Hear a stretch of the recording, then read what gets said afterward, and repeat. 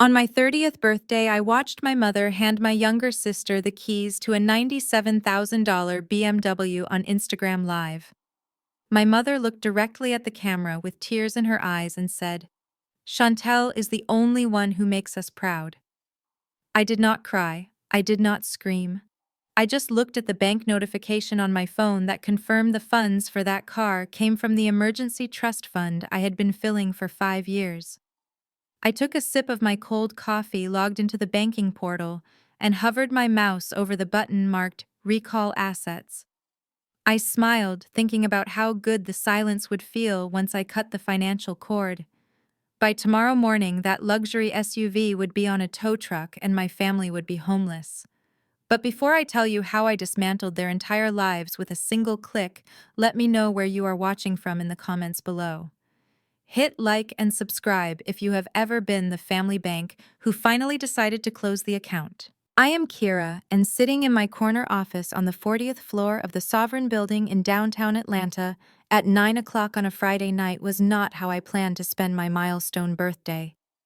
The city lights shimmered below me, a sprawling grid of gold and amber, but inside the glass walls of the private equity firm, the air was sterile and cold. I was the director of mergers and acquisitions, closing a deal worth $200 million. Yet the only happy birthday notification on my phone was an automated text from my dentist. I looked at the small velvet cupcake I had bought for myself from the bakery in the lobby.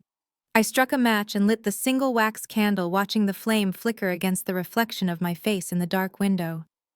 30 years old, successful, wealthy, and completely alone. On my desk sat a framed photograph from 5 years ago. It was taken the day I got my promotion. In the photo, my mother Patricia was beaming, and my younger sister Chantel was hugging me. We looked like a unit, a family. I remembered promising them that day that as long as I made it, we all made it. I had kept that promise. I paid off the mortgage on the family home in Buckhead. I set up the family legacy trust to ensure Mom never had to worry about medical bills. I paid for Chantel's tuition, even though she dropped out to become a lifestyle influencer. I blew out the candle, and the smoke curled up into the air conditioning vent. My phone buzzed on the mahogany desk. My heart jumped. Maybe they remembered. Maybe they were calling to say they were sorry for being silent all day. Maybe Mom was calling to sing to me like she used to when I was a little girl. I picked up the phone. It was an Instagram notification. Chantel is live. I hesitated, then tapped the screen. The silence of my office was instantly shattered by the noise of a party. Through the screen, I saw the backyard of the house I paid for. It was decked out in white and gold balloons. There was a DJ booth, a catered buffet, and at least 50 people dancing and drinking. They were throwing a party, a massive, lavish party on my birthday, and I was not even invited. Then the camera panned to the driveway. My breath hitched in my throat. Sitting there with a giant red bow on the hood was a brand new BMW X7 Alpina. The paint was a deep blood red, shimmering under the floodlights. My mother Patricia stepped into the frame wearing a gold sequined dress I had bought her for Christmas. She held a microphone and the music stopped. "Everyone quiet down," she shouted, her voice slurring slightly from champagne. "Tonight we celebrate excellence. We celebrate the future of this family." My sister Chantel stepped forward, screaming in delight as Mom dangled the key fob. "Chantel, baby." Mom said, her voice trembling with emotion. "You are the light of my life. You are beautiful, you are vibrant, and you are going to take the world by storm. You are the only one who truly makes this family proud." The words hit me like a physical blow to the chest. The only one. Chantel grabbed the keys and jumped up and down. "Thank you, Mama," she squealed. "I deserve this so much. My brand is about to explode." Then the camera moved to Kyle, my sister's husband. He was a tall white guy with a trust fund attitude and an empty bank account, who called himself a crypto investor. He was holding a bottle of expensive champagne. He shook it violently and sprayed it all over the leather seats of the open car door, laughing maniacally. "Let's see if this beast handles better than that boring sedan your sister drives," he shouted, looking right into the lens. To Chantel, the real queen of Atlanta. I stared at the screen, my hand shaking. That car cost nearly six figures. Mom was retired. Chantel had zero income. Kyle was broke.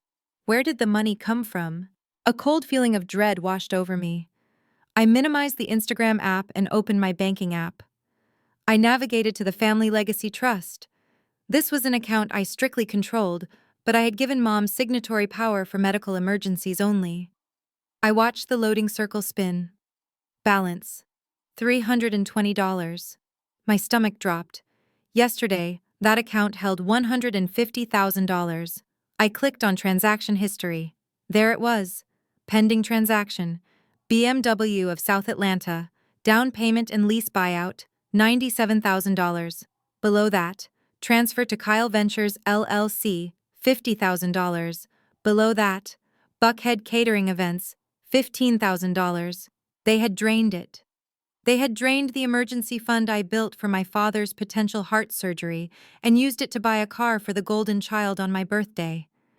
I felt a tear slide down my cheek, but I wiped it away instantly. The sadness evaporated, replaced by something colder, something harder. Rage. I looked back at the live stream. Chantel was revving the engine while Mom clapped and cheered. They thought the money was a bottomless pit.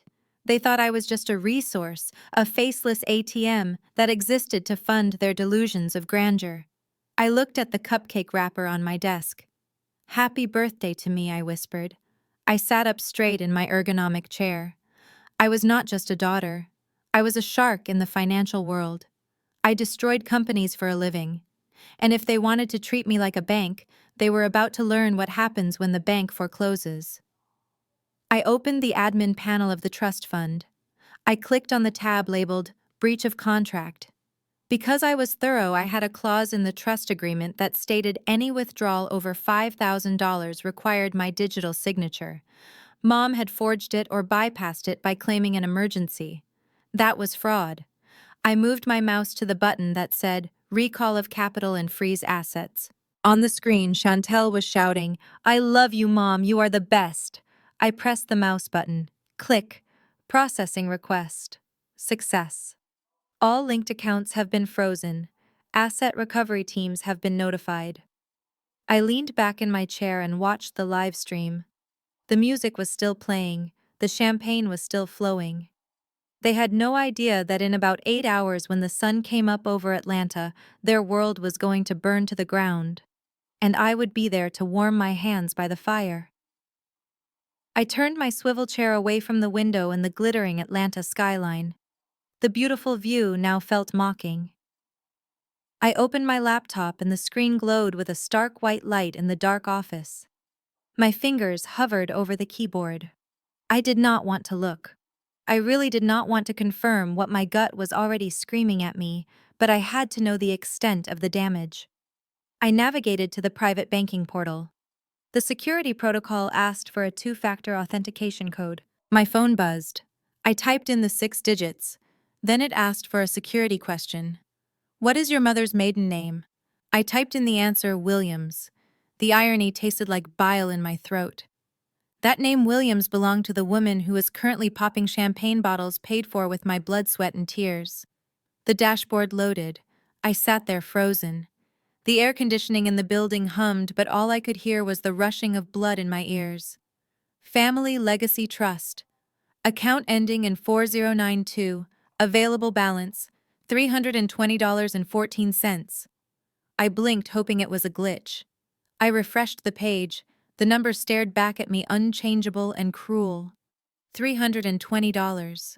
Yesterday morning, there was $150,000 in that account. That money was not for parties. It was not for luxury cars. It was the safety net I had spent 5 years weaving. It was for my father's blood pressure medication. It was for the roof repair that was coming up next autumn. It was for the emergency surgery Mom might need one day. I scrolled down to the transaction history. The list of withdrawals was a manifesto of greed. Wire transfer to BMW South Atlanta. $97,000. Transfer to Kyle Ventures, LLC. $50,000. Catering and event services. $2,000. Liquor Barn Buckhead. $800. They had not just dipped into the pot, they had scraped it clean.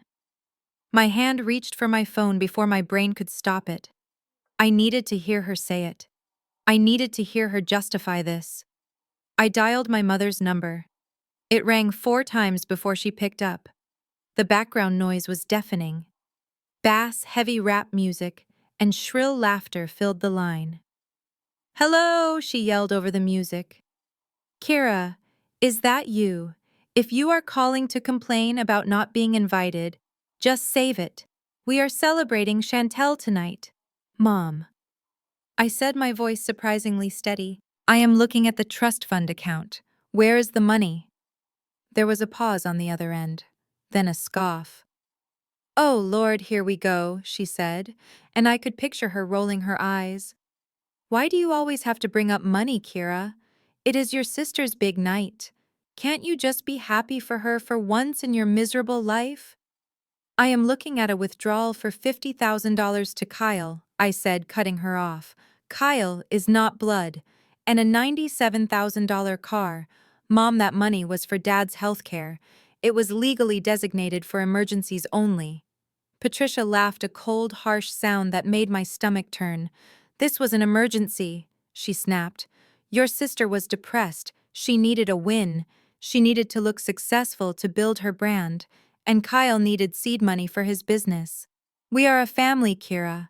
We help each other. Something you would know if you ever came down from that ivory tower of yours. Besides, it is all family money anyway. You made it so it belongs to us." I gripped the phone so hard, my knuckles turned white. "I put that money there," I whispered. "I worked 80-hour weeks. I missed holidays. I missed dates. I missed living my life so that you would be safe. And you gave it to Kyle to gamble on crypto and bought a car for Chantel to wreck. You are selfish, Kira." My mother spat out, her voice dripping with venom. "You have always been selfish. You sit there with your millions and your fancy degrees and your empty apartment and you judge us. You are jealous because Chantel is beautiful and loved and you are just a bank account. Well, guess what? The bank is open, honey. Now stop ruining the vibe and let me get back to my real daughter." Click. The line went dead. I sat there holding the phone to my ear for a long time, listening to the dial tone. "You are just a bank account." The words echoed in the empty office, bouncing off the glass walls. She was right. In their eyes, I was not a person. I was not a daughter. I was a resource. I was a vein of gold they could mine until it ran dry and then discard.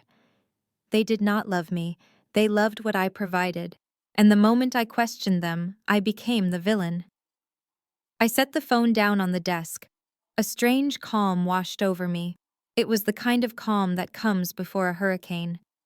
The sadness evaporated. The hurt vanished. In its place was something cold and sharp like surgical steel. If I was just a bank account, then it was time for the bank to audit its customers. I turned back to the laptop. I was the primary grantor of the trust. I had set it up with a very specific clause. Clause 4B, the revocable clause. It stated that if the funds were used for anything other than medical, educational, or housing maintenance expenses, without the primary grantor's written consent, the grantor had the right to recall all capital immediately. Furthermore, since my mother had used a power of attorney document I had signed 3 years ago to authorize the wire transfer to Kyle, and since that power of attorney was strictly limited to medical decisions, she had technically committed wire fraud. I cracked my knuckles. I opened the administrative panel. I selected the option recall of capital due to fiduciary breach. A warning box popped up on the screen. "Are you sure you want to proceed? This will immediately reverse all pending transactions within the 24-hour clearing window and freeze all associated assets. This action cannot be undone." I thought about the red BMW in the driveway. I thought about Kyle spraying champagne on the leather seats. I thought about my mother calling me selfish. I moved the cursor to the yes button. I did not hesitate. I clicked. The screen refreshed. A loading bar appeared spinning slowly. Processing recall request. I watched it spin. 10%, 30%, 50%. Every percentage point was a weight lifting off my shoulders. Every percentage point was a chain breaking. Processing. Please wait. Contacting Interbank Clearinghouse. Done. Green text flashed across the screen. Transaction recall successful. Fraud alert logged. Assets frozen. Notice of lien generated. I sat back in my chair and exhaled a breath I felt like I had been holding for 30 years. It was done. The money for the car would be pulled back from the dealership's account first thing in the morning. The transfer to Kyle would bounce. The catering check would bounce. But I wasn't finished. I opened a new tab. I went to the credit bureau portal. I managed the family's credit cards. I was the primary account holder on every single card in their wallets. I selected the card my mother used, reported lost/stolen. I selected the card Kyle used, reported lost/stolen. I selected the card Chantel used, account closed. Then I opened my email and drafted a message to the power company, the water company, and the internet provider for the Buckhead house. All bills were in my name. Subject: Service cancellation request. Effective date: immediate. I pressed send. The room was silent again, but it didn't feel lonely anymore. It felt powerful. I stood up and walked to the window, looking down at the city of Atlanta. Somewhere out there in Buckhead, the music was still playing. They were still dancing. They had no idea that I had just pulled the plug on their entire reality. Happy birthday, Kira, I whispered to my reflection in the glass. Here is to independence. The morning sun over Buckhead was bright and unforgiving, but for my sister Chantel and her husband Kyle, it was just another spotlight for them to perform under. They arrived at Le Jardin, one of the most exclusive brunch spots in Atlanta, around 11 in the morning. They did not arrive quietly. They rolled up in the red BMW X7 that had been stolen from my trust fund just 12 hours prior. They tossed the keys to the valet with the casual arrogance of people who have never had to work for a single dollar in their lives. Chantel was wearing oversized designer sunglasses and a white sundress that likely cost more than my first car. Kyle was wearing a linen suit that he thought made him look like a tech mogul, but really just made him look like a man playing dress-up with someone else's wallet. They requested the patio table, the one right in the center where everyone could see them. They wanted to be seen. They needed to be seen. The waiter, a young man named Julian, approached them with a menu. He had worked in Buckhead long enough to recognize old money versus new noise. He clocked them immediately as the latter. We will start with the bottle of Veuve Clicquot, Kyle announced without even looking at the menu. And keep the mimosas coming. Make them heavy on the champagne light on the juice. Chantel was not even looking at the waiter. She was busy setting up her ring light on the table, adjusting the angle of her phone. Hey guys, she chirped into the screen, putting on her influencer voice. Just a little post-birthday recovery brunch with the hubby. Life is so good right now, so blessed. They ordered like kings. Lobster Benedict with shaved truffles, Wagyu steak and eggs, a tower of seafood that took up half the table. They ate loudly. They laughed loudly. They were the main characters in their own movie, and everyone else in the restaurant was just an extra. When the bill arrived 2 hours later, it came in a sleek black leather folder. Kyle did not even check the total. He did not care that the number at the bottom was $812.50. He just reached into his wallet and pulled out the heavy metal American Express Platinum card. My card. Or rather, the supplementary card I had issued him 3 years ago when he claimed he needed it for emergency groceries. He tossed it onto the table with a flick of his wrist, not even looking at Julian. Add 20% for yourself, he said, dismissing the waiter with a wave of his hand. Julian took the folder and walked to the service station just a few feet away. Chantel was busy editing a photo of her lobster. Kyle was leaning back, picking his teeth. Then came the sound. It was a sharp, harsh, electronic noise. Beep beep. It cut through the ambient jazz music and the low murmur of conversation. Kyle frowned slightly, but did not turn around. A moment later, Julian returned. His face was neutral, but his eyes held a hint of cold satisfaction. "Sir, I am afraid the card was declined." Kyle laughed. It was a nervous sound. "Don't be ridiculous," he said loud enough for the table next to them to hear. "That is a platinum card. There is no limit. Run it again. It is probably your chip reader. These machines are always garbage." Julian nodded politely. "Of course, sir. Let me try the magnetic strip." He walked back to the station. Kyle watched him this time. He swiped the card. Beep beep. The sound was louder this time. Or maybe it just felt louder, because the restaurant had suddenly gone quiet. The couple at the next table stopped eating their salads and looked over. Julian returned to the table. He did not hand the folder back. He held it against his chest.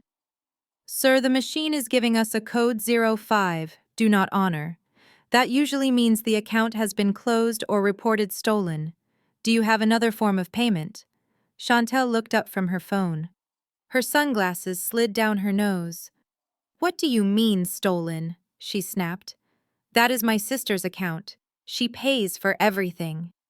Kyle's face went from flushed to pale in the span of a second. He snatched the folder from the waiter's hand and pulled out another card. This one was a Visa. Also linked to my account. Also a supplementary card. "Try this one," he hissed. "And stop making a scene. You are embarrassing yourself." Julian took the Visa. He walked back to the machine. He did not even bother to hide the screen this time. He inserted the chip. The silence in the restaurant was thick. Every eye was on that little black machine. Processing. Beep beep. Declined. Chantel dropped her fork. It clattered against the china plate. Kyle stood up. His chair scraped violently against the patio stones. "This is bullshit," he yelled, causing an elderly woman 2 tables away to jump. "Your system is down. I am going to sue this place for defamation. Do you know who we are?" The manager appeared. He was a tall man in a sharp suit who had been watching from the doorway. He walked over, not with an apology, but with the heavy steps of an executioner. "Sir," the manager said, his voice low and dangerous. "Our system is working perfectly fine. We have processed 50 transactions this morning. The problem is not the machine. The problem is that you have eaten $800 worth of food and you have no way to pay for it." Kyle patted his pockets frantically. He pulled out his own personal debit card, the one from his so-called business account. He knew it was empty. He knew there was maybe $10 in there. But he had to try. He handed it over with a shaking hand. "Try this," he whispered. The manager took it. He swiped it himself. Beep beep. Insufficient funds. The words flashed on the little gray screen for everyone to see. The manager crossed his arms. "You have 5 minutes to produce a valid form of payment," he said, "or I am calling the police for theft of services." And in Buckhead, the police arrive in 3 minutes. Chantel looked at Kyle. Panic was rising in her throat. She looked around the restaurant. The admiration she thought she saw earlier had vanished. Now she saw only disgust. She saw people whispering. She saw a woman cover her mouth to hide a laugh. They looked like frauds. They looked like broke grifters trying to play rich. "Call her," Kyle hissed at Chantel. "Call Kira. Right now." Chantel fumbled for her phone. Her long acrylic nails clicked frantically against the screen. "She dialed my number." "Put it on speaker," Kyle demanded. "I want to hear her explain this." The phone rang. The sound echoed in the silent patio. "Ring, ring, ring. Please pick up." Chantel whispered, tears welling up in her eyes. "Please pick up, Kira." On the other side of the city, in my silent office, I watched the phone buzz on my desk. I saw Chantel's name flashing. I saw the picture of us smiling together from 3 years ago. I took a sip of my coffee. I reached out a finger and pressed the side button. to voicemail. Back at the restaurant, the automated voice filled the air. You have reached Kira. I am currently unavailable. Please leave a message. Chantel looked at the phone in horror. She looked at the manager who was already pulling his cell phone out of his pocket to dial 911. She looked at Kyle, who was slumped in his chair, defeated. She blocked me, Chantel whispered. She actually blocked me. The manager pressed the call button on his phone. Hello, dispatch, he said, his eyes locked on Kyle. I have a situation at Le Jardin. 2 individuals refusing to pay. Yes, I will hold them here. Kyle put his head in his hands. The morning sun was still shining, but for them, the darkness had just begun. Chantel and Kyle stumbled out of the French restaurant into the blinding midday heat of Atlanta. The humidity hit them like a wet towel, instantly frizzing Chantel's hair and making Kyle's linen suit cling to his back. They had managed to scrape together enough cash from the bottom of Kyle's gym bag and Chantel's emergency stash to pay the bill, but the humiliation inside had left them rattled. They needed to escape. They needed to get back to the safety of the red BMW X7. That car was their fortress. It was the only thing left that proved they were somebody. The valet pulled the massive SUV up to the curb. It gleamed in the sunlight, a blood-red monument to my money and their greed. Chantel snatched the keys from the valet without tipping him. She just wanted to get behind the tinted glass where nobody could see her mascara running. Drive! She snapped at Kyle, throwing him the fob. Just drive. I need to get home and fix this mess before Kira ruins my entire brand. Kyle fumbled with the keys, his hands shaking. He unlocked the doors and they scrambled inside. The smell of fresh leather and the cold blast of the air conditioning offered a momentary relief. For a second they felt safe. They were back in their bubble. Kyle pushed the start button. The engine roared to life with a satisfying purr. He shifted into drive. But before his foot could hit the gas, a massive shadow fell over the windshield. A heavy diesel engine roared directly in front of them. Kyle slammed on the brakes. What the hell, Chantel screamed, clutching the dashboard. Blocking their path was a flatbed tow truck. It was not a polite roadside assistance vehicle. It was a repo truck, gritty and industrial, with heavy chains rattling on the back. The driver, a large man with forearms the size of tree trunks, hopped out of the cab. He was holding a clipboard and a tablet. He walked straight to the driver's side window and rapped his knuckles against the glass. Kyle rolled the window down just an inch. "Move your truck, man," he shouted, trying to sound tough, but his voice cracked. "You are blocking traffic." The man ignored him. He looked down at the tablet, then at the VIN number on the dashboard, then back at Kyle. "I am looking for a 2024 BMW X7. Alpina, registered to a trust under Kira Johnson." Kyle went pale. Chantel leaned over from the passenger seat. "That is my sister," she hissed. "And this is my car. She bought it for me yesterday. Now get out of my way." The man didn't blink. He held up the clipboard. "I have a voluntary repossession order here, signed digitally by the primary guarantor, Kira Johnson, at 9:30 this morning. The order cites unauthorized use of collateral and failure to secure financing. I am going to need you to step out of the vehicle." "No!" Chantel screamed. She lunged across the center console and grabbed the steering wheel. "Drive, Kyle. Just drive around him. Run him over if you have to." Kyle looked at the massive truck blocking them. He looked at the repo man who looked like he wrestled alligators for fun. He looked at Chantel. "I can't drive Chantel," he whispered.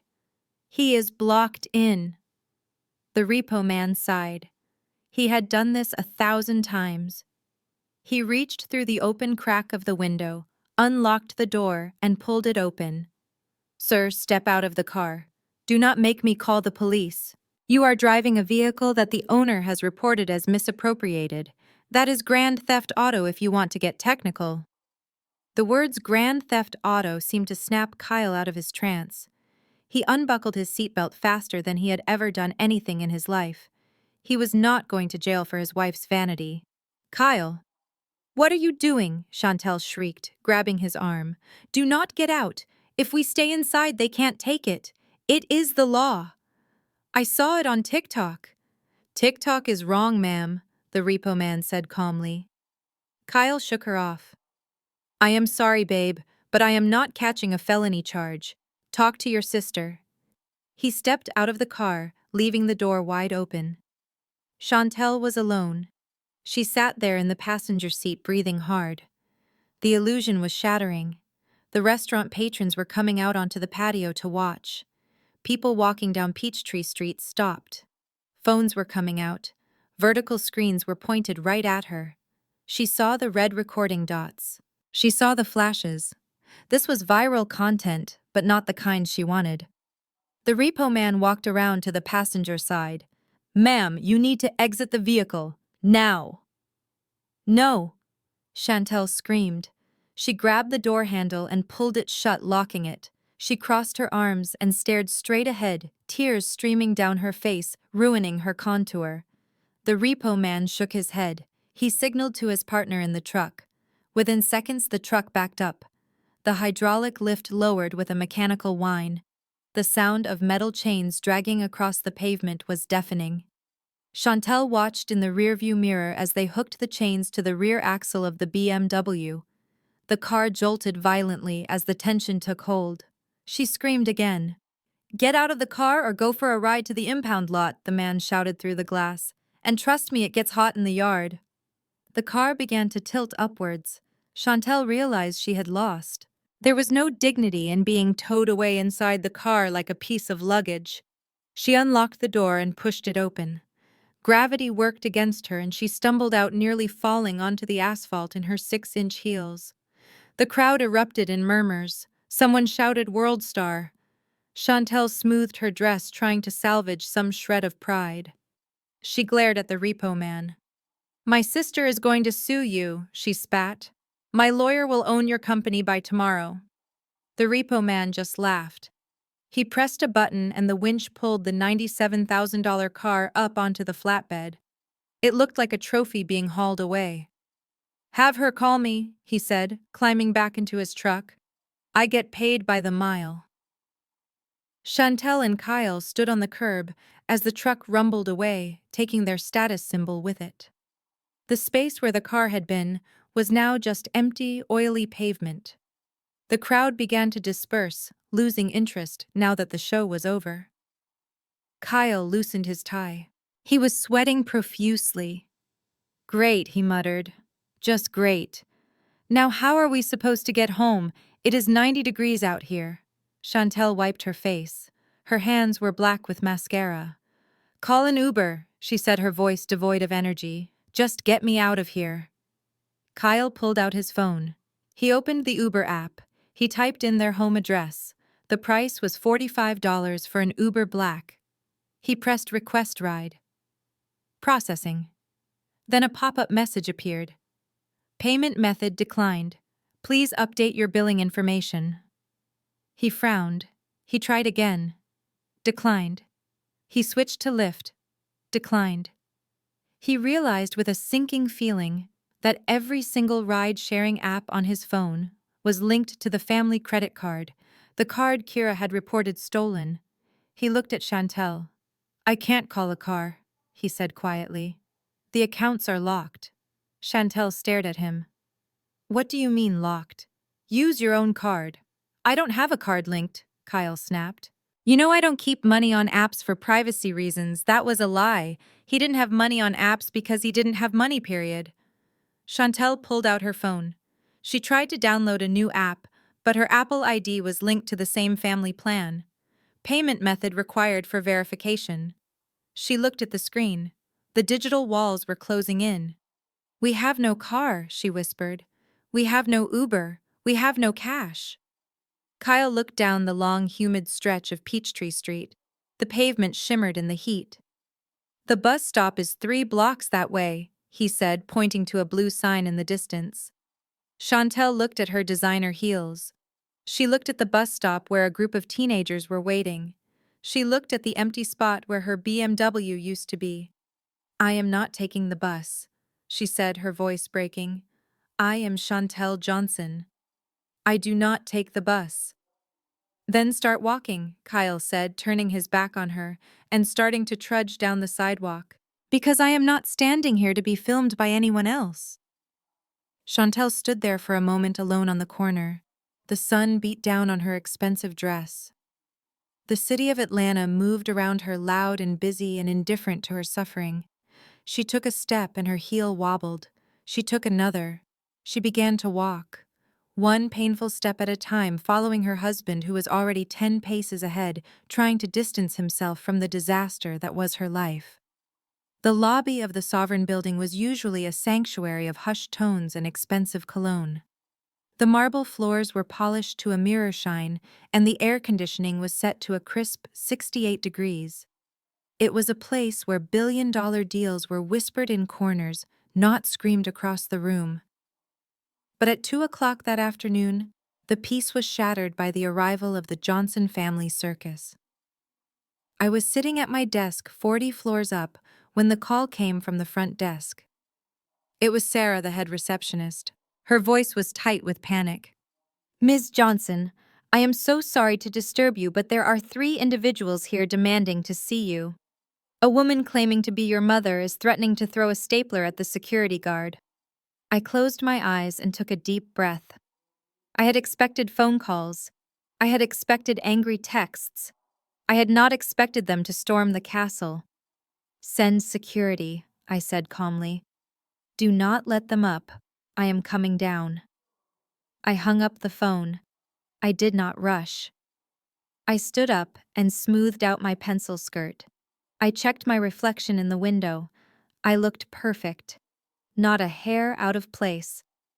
I picked up a single manila folder from my desk. Inside was a document I had printed 5 minutes ago. I walked to the elevator bank and pressed the button. Down in the lobby, the scene was chaotic. My mother, Patricia, was red-faced and shouting at a security guard who was twice her size. Chantel was crying, mascara running down her cheeks, looking like a tragedy in a designer dress. And Kyle was pacing back and forth, sweating through his linen suit, looking for someone to bully. When the elevator doors slid open with a soft ding, the noise in the lobby seemed to suck out of the room. I stepped out. The click of my heels on the marble floor was the only sound. I walked toward them, stopping 10 feet away. I crossed my arms and looked at them like they were strangers who had wandered into the wrong building. Kira. My mother lunged forward, but the security guard stepped in her path. She stopped, panting heavily. "How dare you!" she screamed, her voice echoing off the high ceilings. "How dare you humiliate us like that? We had to walk. We had to walk 3 blocks in the heat because you locked the accounts. Do you have any idea how embarrassing that was?" I looked at her coolly. "I imagine it was very embarrassing," I said, my voice flat. "Almost as embarrassing as stealing money from your own daughter to buy a car you cannot afford." Chantel stepped out from behind Kyle. Her eyes were puffy. "It was a gift," she wailed. "Mom gave it to me." "You are just jealous, Kira. You have always been jealous. You have all this money, but you have no life. You have no friends. You have no man. You just sit up in this tower and rot while I actually live." Kyle, seeing an opening, decided to play the alpha male. He stepped past Chantel, puffing out his chest. He pointed a shaking finger at my face. "You are a sad, vindictive little woman," he spat. "You think cutting off the money makes you powerful. It just makes you ugly. You are punishing Chantel because she shines and you do not. You are toxic, Kira. You are the most toxic person I have ever met. Fix this now. Unlock the cards, return the car, or I swear to God I will make your life a living hell." I looked at Kyle. I looked at the sweat stains on his collar. I looked at the fear behind his eyes. He was terrified. He knew that without my money, he was nothing. "Are you finished?" I asked. Kyle blinked, confused by my lack of reaction. "No, I am not finished. I want access to the accounts immediately." I uncrossed my arms and held out the manila folder. "I am not unlocking anything," I said. "In fact, I am tightening the screws." Kyle snatched the folder from my hand. He ripped it open. Inside was a single sheet of paper with a spreadsheet and a total sum at the bottom. "What is this?" he muttered. That, I said, pointing to the paper, is a demand letter. It itemizes every single dollar you have misappropriated from the family trust in the last 24 hours, plus the unauthorized credit card charges from the last 6 months. I paused to let the number sink in. $149,680. My mother gasped. "That is ridiculous. We do not owe you anything. We are family." "You are not family," I corrected her. "You are liabilities, and I am balancing the books." I took a step closer to Kyle, lowering my voice so only they could hear. "You have 30 days to repay that full amount. If the money is not in my account by 5 p.m. on the 30th day, I will be filing a police report for wire fraud, identity theft, and elder abuse, since you used Mom's credentials to steal from the trust." "Elder abuse?" my mother shrieked. "I gave him permission." "And I have that on recording now, Mom," I said, smiling coldly. "Which makes you an accomplice. Do you want to go to prison, Patricia? Do you think orange is your color?" Kyle stared at the paper, his hands shaking violently. "You can't do this," he whispered. "We don't have that kind of money." "Then I suggest you get a job," I said. "I hear McDonald's is hiring." I turned my back on them. "Get back here, Kira," my mother screamed. "Do not walk away from me. I am your mother," I signaled to the head of security. "Remove them," I said. "And if they return, call the police for trespassing." I walked back to the elevator. I did not look back. I heard Chantel sobbing again. I heard Kyle swearing. I heard my mother pleading with the security guard. The elevator doors closed, shutting out the noise, shutting out the drama, shutting out the people who had drained me dry for 30 years. As the elevator began to rise, taking me back up to my quiet, expensive sanctuary, I checked my watch. 2:15. I had a meeting in 15 minutes. I needed to prep. I adjusted my blazer, took a deep breath, and watched the floor numbers climb. Part 1 of the eviction was complete. Now it was time for Part 2. The house. The air conditioning inside the colonial-style mansion in Buckhead was set to a crisp 68 degrees. It was a stark contrast to the humid oven of the Atlanta afternoon. But as my mother Patricia, my sister Chantel, and my brother-in-law Kyle stumbled through the front door, the cool air did nothing to lower the temperature of their rage. They slammed the heavy oak door shut, as if trying to physically lock out the reality of what had just happened at my office. They were safe now, or so they thought. This was their fortress. This was the house with the marble floors and the high ceilings and the grand staircase, where Chantel took all her photos. This was the house where my mother hosted her church group and pretended to be the matriarch of a wealthy dynasty. Kyle ripped off his sweat-stained linen jacket and threw it onto the white velvet sofa. He paced the living room like a caged animal kicking at the expensive Persian rug. "She is insane," he shouted, his voice echoing off the walls. "She is absolutely unhinged. Who does she think she is, handing me a demand letter like I am some kind of criminal?" My mother sank into her favorite armchair, fanning herself with a piece of mail she grabbed from the console table. Her face was flushed a deep, unhealthy red. "She is possessed," Patricia said breathlessly. "That is the only explanation. The devil has gotten into her, turning on her own flesh and blood, humiliating us in front of security guards. I gave birth to her, and this is how she repays me." Chantel was sitting on the stairs, scrolling frantically through her phone. Her eyes were wide with panic. "Guys," she whispered.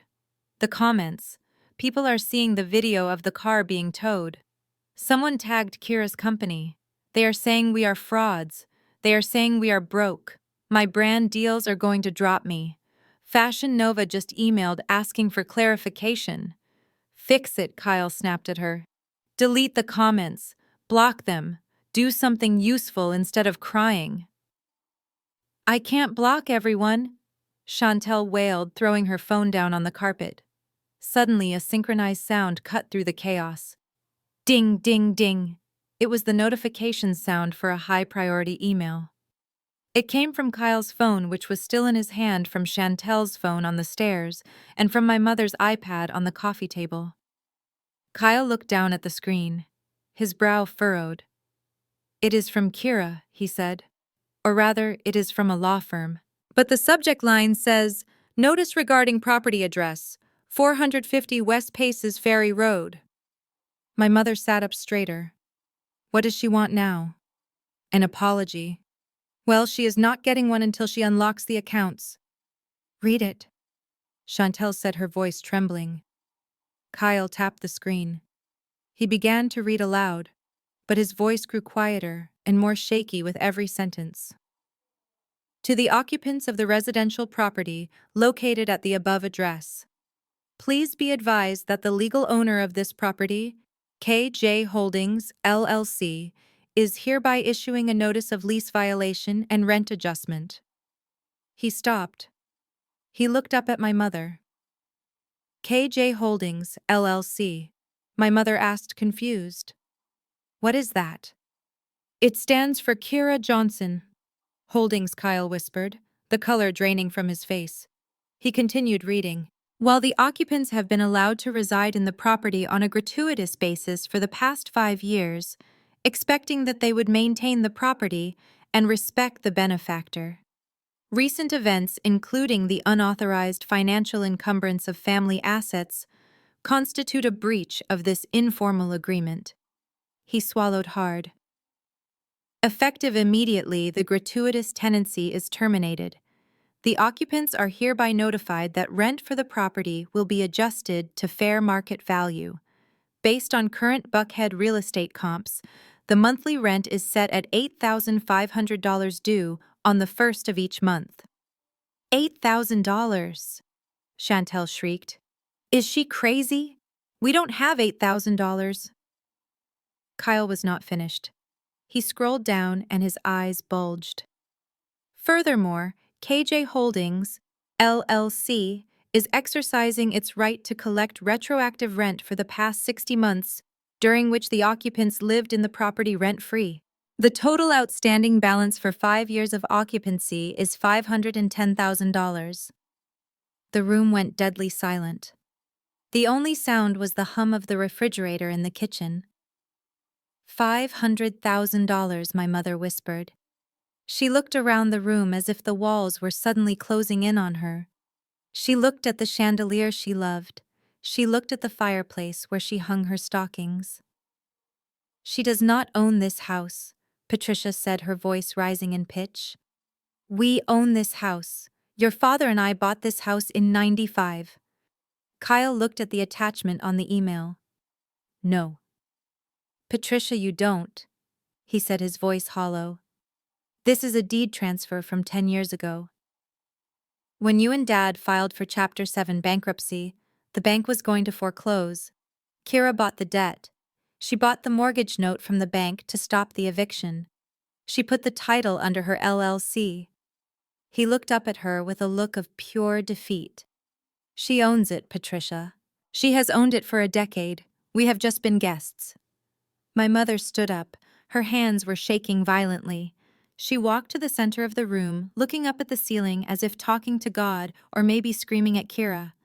"She tricked me. She told me she handled it. She told me she took care of the paperwork so we could stay.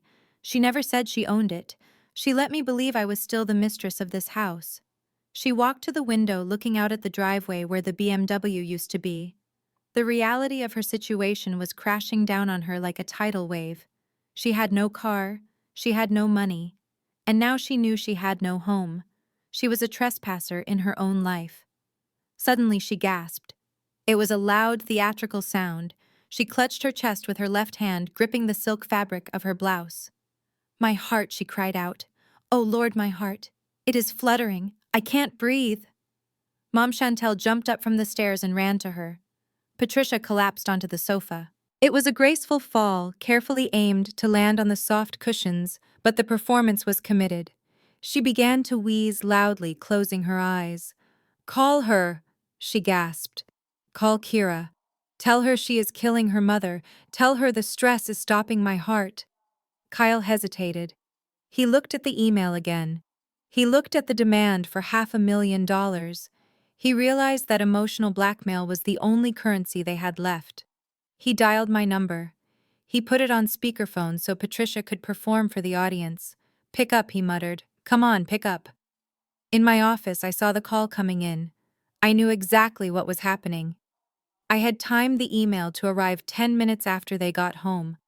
I knew the sequence of events: denial, anger, bargaining, and now manipulation. I answered the phone. "This is Kira." "Kira, you have to stop!" Kyle shouted, his voice full of fake panic. "It is your mom. She collapsed. She is having chest pains. The stress is too much. You are killing her, Kira." I listened to the background noise. I heard my mother moaning, "Oh, Jesus, take me now." I heard Chantel sobbing, "Mama, don't die." It was a performance worthy of an Academy Award. But I had the medical records. I knew my mother's heart was as strong as an ox. The only thing hurting her was her ego. "Is she conscious?" I asked, my voice devoid of alarm. "Yes, but she is in agony," Kyle yelled. "You need to drop this eviction. You need to unlock the funds so we can get her to a hospital. Or do you want her death on your hands?" I leaned back in my chair. "If she is having a medical emergency, call 911, I said calmly. "The ambulance service is free at the point of pickup. As for the funds, my position remains unchanged." My mother, hearing that I was not breaking character, suddenly shouted from the sofa, "You ungrateful heifer! I am dying here and you are talking about funds. I gave you life." I smiled. "The miracle of healing." Her voice sounds very strong for someone in cardiac arrest, I observed. "Kira."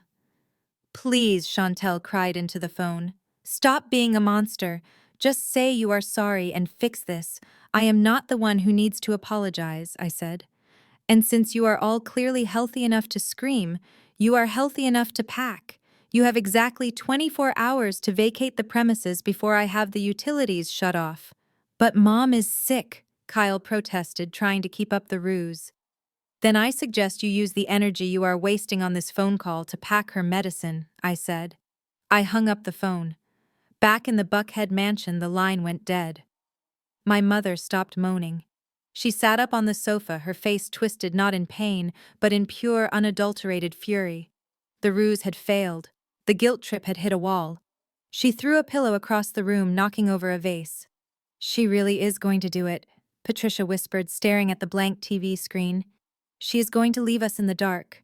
I placed the phone face down on my mahogany desk. The silence that followed was heavy, but it was not the silence of defeat. It was the silence of a judge who had just signed a death warrant. My mother thought a fake heart attack was her ace in the hole. She thought 20 years of emotional manipulation would work on me one more time. But she forgot that I handled risk assessment for a living. I knew the difference between a medical emergency and a performance, and that performance was lazy. I turned back to my laptop. The screen was still glowing with the eviction notice I had sent earlier, but now I opened a new browser window. It was time to close the loop. I navigated to the Georgia Power website. I had set up the account 5 years ago when I bought the debt on the house. I paid the bill every month via autodraft. It averaged $600 a month in the summer because my mother liked to keep the house at Arctic temperatures while leaving the French doors open to the garden. I logged in. My username was still the primary admin. I went to the Service Status tab. There was a red button that said Stop Service. I clicked it. A calendar popped up asking for the effective date. I selected today. I selected immediately. Under the reason for disconnection, I typed vacating premises, confirm. Next, I went to the Atlanta Watershed Department website. I repeated the process: stop service, immediate. Then Xfinity. This was the big one. The house had the most expensive fiber optic package available because Chantel complained if her upload speeds dropped below 1 gigabit. I canceled the internet. I canceled the cable TV. Finally, I logged into Verizon. I managed the family plan. 4 lines with unlimited data. I selected my mother's line. Suspend service. I selected Chantel's line. Suspend service. I selected Kyle's line. Suspend service. I sat back and watched the confirmations roll in. In the modern world, you do not need an army to besiege a fortress. You just need a Wi-Fi connection and the administrative passwords. 10 miles away in the Buckhead mansion, the atmosphere had shifted from panic to smug satisfaction. My mother Patricia sat up on the velvet sofa adjusting her blouse. The agony on her face vanished instantly, replaced by a look of triumph. "I told you she would crack," Patricia said, smoothing her hair. She got scared. She knows if anything happens to me, she will be a pariah at her church. She will call back in 10 minutes begging to pay for an ambulance. Kyle walked over to the wet bar. He poured himself a glass of whiskey, his hands still shaking slightly. "I don't know, Pat," he said, taking a large gulp. She sounded cold. I have never heard her sound that cold before. "Maybe we pushed it too far." "Nonsense." Patricia waved him off. "Kira is weak. She craves my approval. She always has. Why do you think she bought the house in the first place? She wants to be the savior. She will pay the rent. She will return the car. We just have to hold the line." Chantel was sitting on the stairs wiping her eyes. She picked up her phone. "I need to post something," she sniffled. "I need to control the narrative. I am going to post a story saying Mom is in the hospital and Kira is refusing to help. That will turn the internet against her." She opened Instagram. She held the phone up, finding her light. "Hey guys," she began, her voice trembling for effect. "Please pray for my family. My mom is—" The room went black. It wasn't a flicker. It was an instant total annihilation of light. The crystal chandelier overhead died. The recessed lighting in the hallway vanished. The massive television screen that was playing a reality show went silent. The hum of the refrigerator in the kitchen cut out. The soft whir of the air conditioning system, which had been battling the 90-degree Georgia heat, groaned once and stopped. The silence was deafening. "What happened?" my mother shrieked. Her voice echoed strangely in the sudden quiet. Kyle put his glass down. He stumbled in the dark, bumping his shin against the coffee table. "Ouch, damn it. Did a fuse blow?" "I don't know," Patricia yelled. "Check the breaker box." Chantel screamed. It was a high-pitched sound of pure terror. "My Wi-Fi," she yelled. "My upload failed." She stared at her phone. The Wi-Fi symbol in the corner of the screen had vanished. "Just use your data," Kyle shouted, fumbling for his own phone to use as a flashlight. "I can't," Chantel cried. "Look," she held her phone up. In the top corner where it usually said 5G, it now said SOS only. Kyle looked at his own phone. No service. He looked at Patricia's iPad, which was glowing eerily in the dark room. No internet connection. "She cut us off," he whispered. The realization hit him like a physical blow. She didn't just cut the power, she cut everything. "No." Patricia stood up in the dark. "No, she can't do that. It is illegal to cut power to a residence. It is not illegal if she is the account holder and she cancels the contract," Kyle said, his voice rising in panic. "She owns the utilities, Pat, just like she owns the house." The temperature in the room began to rise almost immediately. Without the industrial AC unit pushing cold air, the massive windows of the mansion turned into magnifying glasses, trapping the heat of the afternoon sun. The air grew heavy and stagnant. "I need water," my mother said, fanning herself. "It is getting hot in here. Kyle, get me a glass of water." Kyle navigated the dark living room using his phone's flashlight. The beam swung wildly, catching the terrified faces of the two women. He went into the kitchen. He grabbed a glass and held it under the dispenser on the smart fridge. Nothing happened. The fridge had no power. He moved to the sink. He lifted the handle. There was a hollow hiss. A splatter of brown, rusty water coughed out, and then nothing. A dry gurgle. "The water is off too," Kyle shouted from the kitchen. "What do you mean the water is off?" Patricia screamed. How am I supposed to take my pills? How am I supposed to flush the toilet? You aren't. Kyle walked back into the living room. We are trapped. We have no car to leave. We have no phones to call a taxi. We have no internet to email for help. We have no lights. We have no water. Chantel curled up into a ball on the stairs. The blue light of her useless phone illuminated her face. She looked like a ghost. I can't be offline, she whispered, rocking back and forth. My engagement is dropping. People are going to think I am hiding. They are going to think the rumors are true. The rumors are true. Chantel Kyle snapped, losing his patience. We are broke. We are sitting in the dark in a house we don't own. My mother sank back onto the sofa. For the first time, the reality of Kira's power truly settled over her. She realized that every comfort she had enjoyed for the last decade was not a right given by God, but a privilege paid for by the daughter she had called a disappointment. It is so quiet, Patricia whispered. Why is it so quiet? Because the money stopped talking, Kyle said, sinking onto the floor.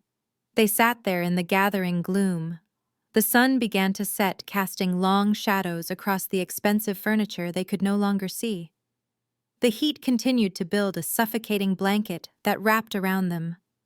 They were alone with their thoughts, and for the first time in years, they had absolutely nothing to distract them from the truth of who they were. Just 3 people in an empty box waiting for the mercy of a woman they had pushed too far. The morning sun filtered through the grimy window of the Daily Grind, a discount coffee shop 3 blocks away from the Buckhead mansion. It was a place Chantel would normally never set foot in. She was a girl who drank $7 oat milk lattes in aesthetically pleasing cafes with marble tabletops and succulent plants. But today she was sitting on a wobbly wooden chair nursing a cheap black coffee she did not want simply because she needed the receipt with the Wi-Fi password printed at the bottom. She looked around nervously, adjusting her oversized sunglasses.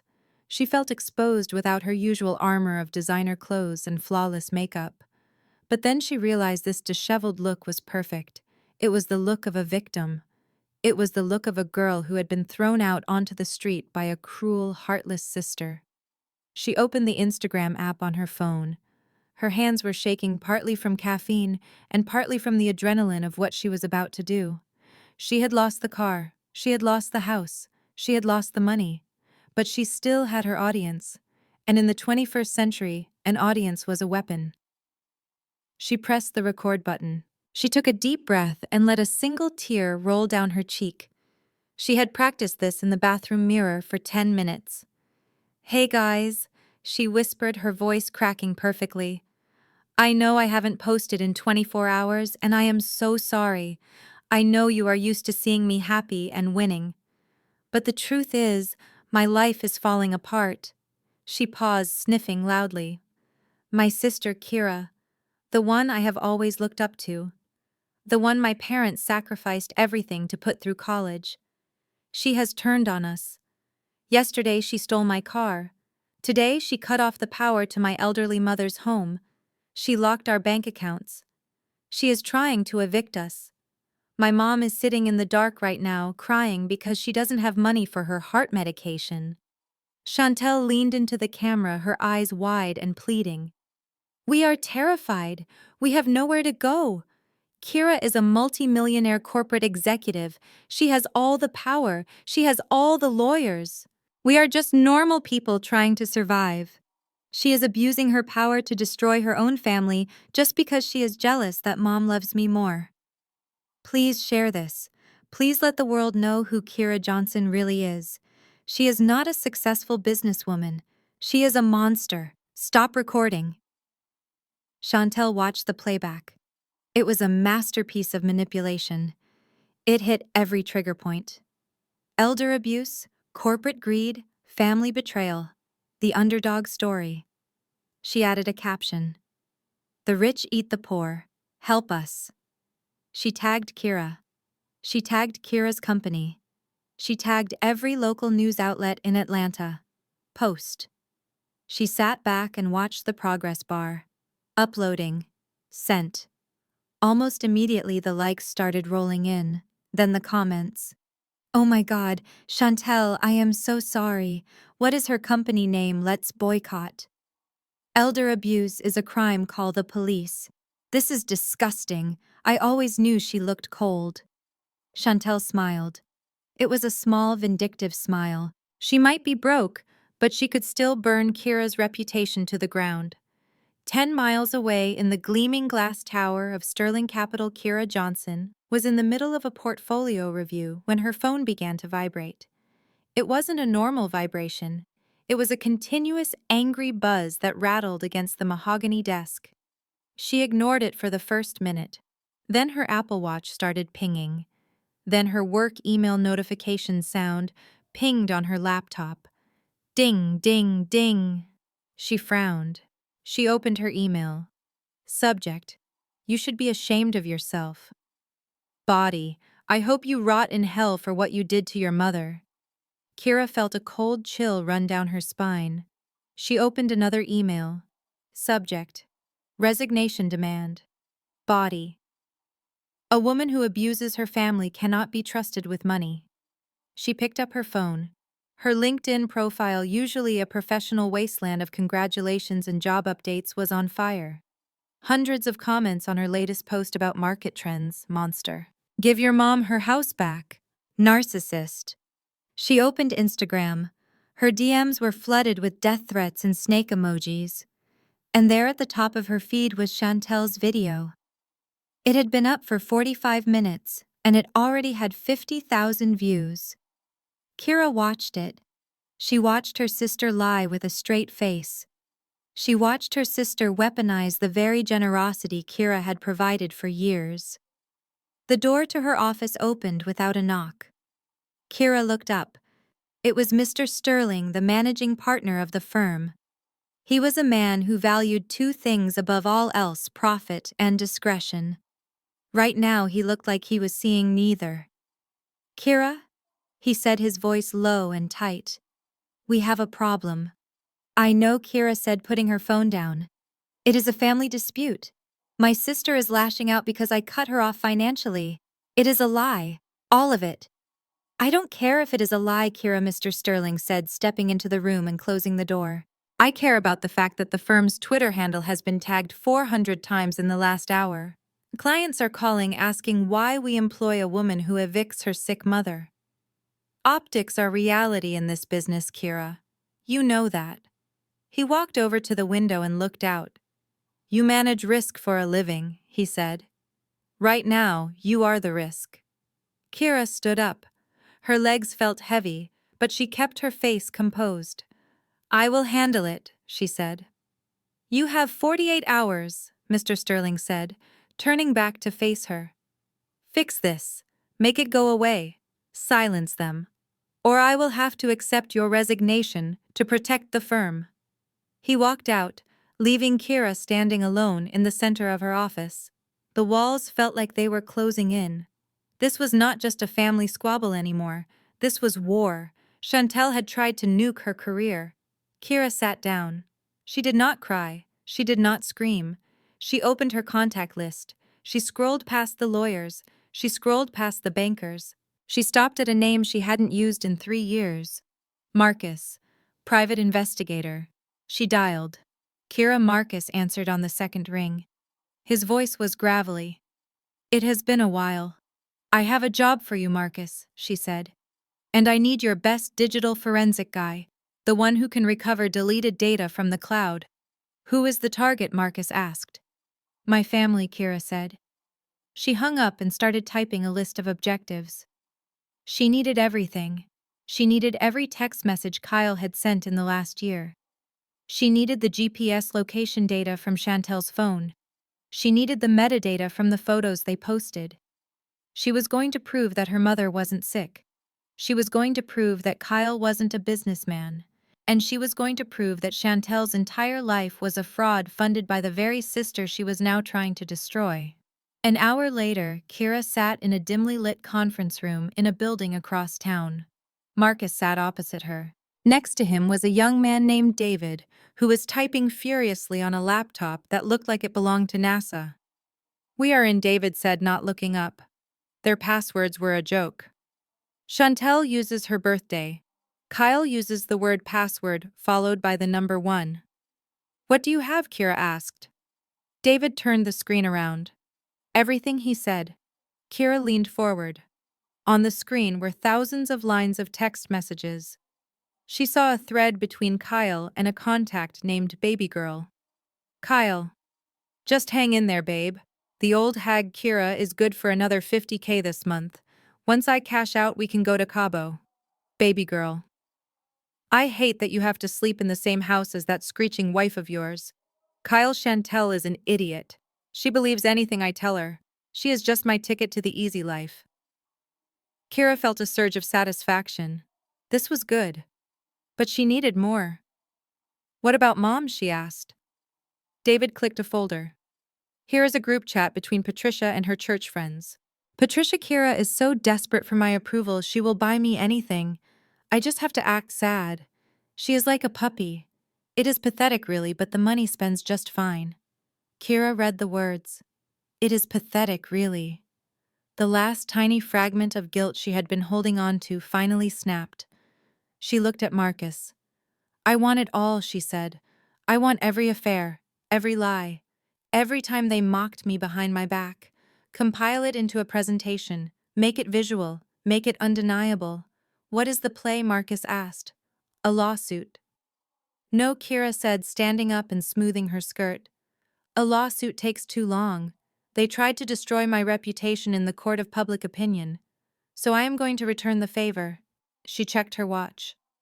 Chantel has a launch party tomorrow night, she said. She thinks she is going to use it to rally support against me. She thinks she is the victim. Kira walked to the door. I am going to bring the receipts, she said. And I am going to make sure that by the time I am done, the entire city of Atlanta knows exactly who the real monsters are. The office of Henderson and Associates was located in a strip mall between a pawn shop and a liquor store. It smelled of stale coffee and desperation. The fluorescent lights buzzed overhead like trapped flies.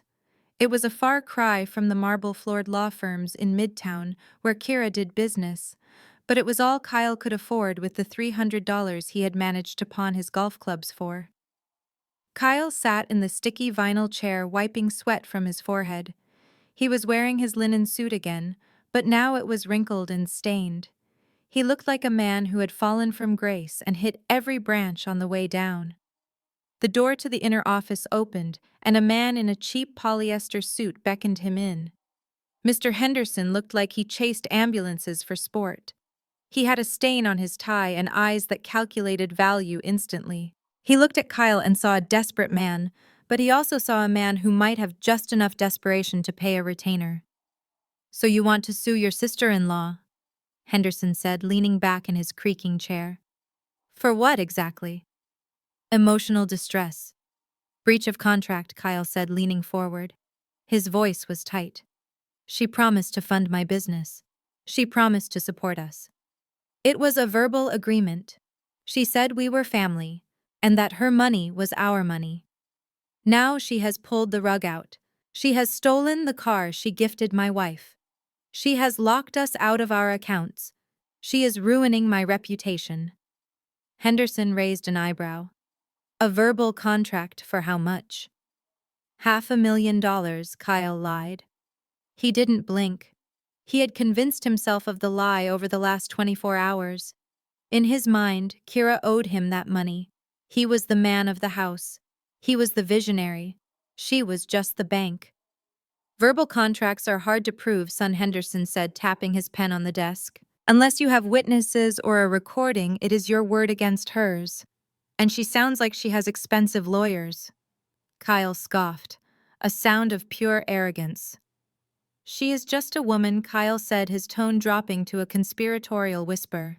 You know how they get. She is emotional. She is aggressive. She thinks because she went to some fancy school and got a corporate job, she is better than us. But she is angry. She is bitter because she is alone and nobody wants her. She lashed out. But I know for a fact she wrote it down. He leaned in closer, his eyes narrowing. She is intimidated by me. She knows I am the only real man in the family. She tries to control everyone with money because she has no natural authority. It is a power trip. You know how these corporate diversity hires are. They get a little power, and they think they own the world. Henderson didn't flinch at the casual racism, the subtle dig at Kira's race and gender, disguised as a complaint about her personality. He just saw a potential paycheck. If she wrote it down, that changes things, Henderson said. Do you have the document? Kyle hesitated. He didn't have a document, but he knew Kira kept journals. She was obsessive about notes. Surely somewhere in her apartment there was a notebook where she wrote about helping them. He could take that. He could twist it. I can get it, Kyle said, standing up. I have keys to her place. I just need to go pick it up. Henderson nodded. You bring me a piece of paper that implies a contract, and I will file the injunction. I will freeze her assets so fast her head will spin. But I need $5,000 up front. Kyle swallowed hard. 5,000. He didn't have $5. I will get you the money, he said. Once we win. Henderson laughed a dry, barking sound.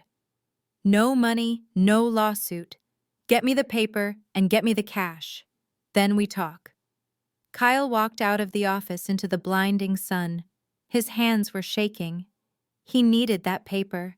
He needed to find something, anything that he could use to blackmail Kira or prove his delusions were real. He got into an Uber. He had used the last valid credit card. He had a secret emergency card his mother gave him years ago to pay for the ride. He typed in the address of the Sovereign. 30 minutes later, he stood in front of the glass towers where Kira lived. It was a fortress of wealth. The doormen wore uniforms that cost more than Kyle's suit. The lobby was silent and intimidating. Kyle fixed his tie. He tried to summon the confidence he usually faked so well. He walked up to the revolving doors. He reached into his pocket for the spare key fob Kira had given Chantel years ago for emergencies. He pressed it against the scanner. Red light. Access denied. He pressed it again. Harder. Red light. Damn it, he hissed. She deactivated the fobs, too. He looked through the glass. He saw the concierge desk. He recognized the man sitting there. James, an older African-American man who had worked there for years. Kyle had walked past him 100 times, usually without saying hello or barely nodding. He pushed through the manual door and walked into the cool lobby. James, Kyle said, flashing his most charming smile, the one he used on investors before they realized he was a fraud. Good to see you. My fob seems to be demagnetized. Could you buzz me up to the penthouse? Kira is expecting me. James did not smile back. He looked at Kyle over the rim of his glasses. He did not look impressed. Mr. Johnson. James said, his voice deep and calm. I cannot do that. Come on. James? Kyle laughed nervously, leaning on the desk. It is me. Family. I just need to grab some paperwork for my sister-in-law. She is in a meeting and sent me to get it. We are in a rush. James looked down at a clipboard on his desk. He ran his finger down a list that was highlighted in neon yellow. I am afraid you are on the exclusion list, Mr. Johnson, James said. Ms. Johnson updated it this morning. No access for you, no access for your wife, no access for Mrs. Patricia. Kyle felt the blood rush to his face. The exclusion list, like he was some kind of stalker, like he was a criminal. That is a mistake, Kyle snapped, his charm evaporating instantly. We are having a disagreement, but I am still family. I have rights. My things are in that apartment. I cannot let you up, James repeated. Please leave the building, or I will have to call security. Kyle slammed his hand on the marble desk. The sound echoed through the lobby. Do not talk to me like that, Kyle shouted. You are a doorman. Your job is to open doors. So open the damn door. James stood up. He was 6 feet 4 inches tall. He had been a Marine before he was a concierge. He looked at Kyle with a mixture of pity and steel. My job is to protect the residents, James said, especially from people like you. People like me, Kyle sneered. The mask slipped completely. His frustration, his entitlement, his latent racism all bubbled to the surface. I know what this is. You people always stick together, don't you? She probably tipped you off, gave you a little extra cash to keep the white boy out. Is that it? You think because she is one of you, she can steal from me? James did not flinch. He did not get angry.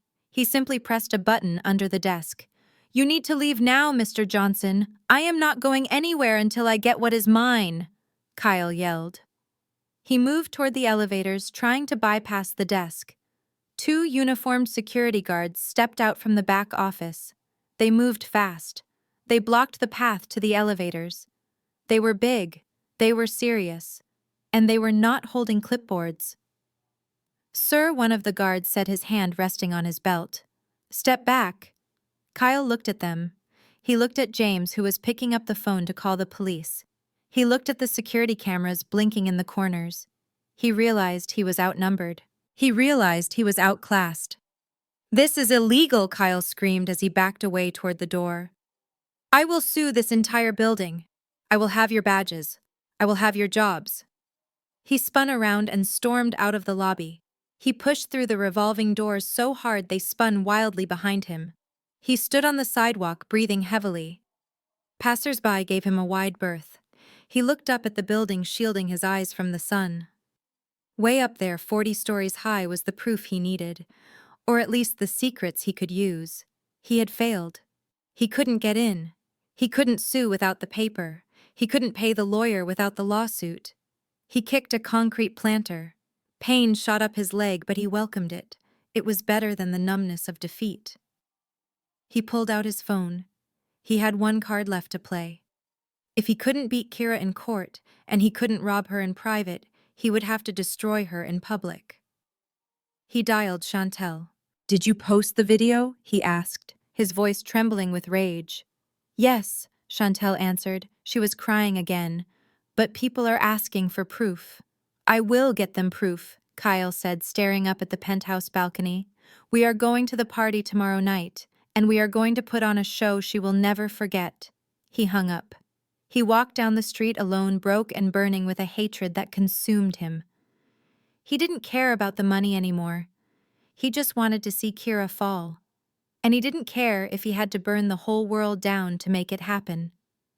The email from Marcus arrived at 11:45 at night. The subject line was simple: Project Truth Final Report. Attached was a PDF file that was over 300 pages long.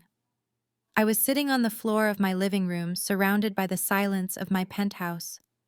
The city lights of Atlanta were glowing outside, but inside it felt cold. I had a glass of wine in my hand, but I hadn't taken a sip in an hour. I was staring at the laptop screen, afraid to click open. I knew my family was toxic. I knew they were greedy. But there is a difference between knowing something in your gut and seeing it in black and white, high definition. I clicked the file. The first section was labeled Financial Forensics. I scrolled down. It was a breakdown of Kyle's spending over the last 12 months.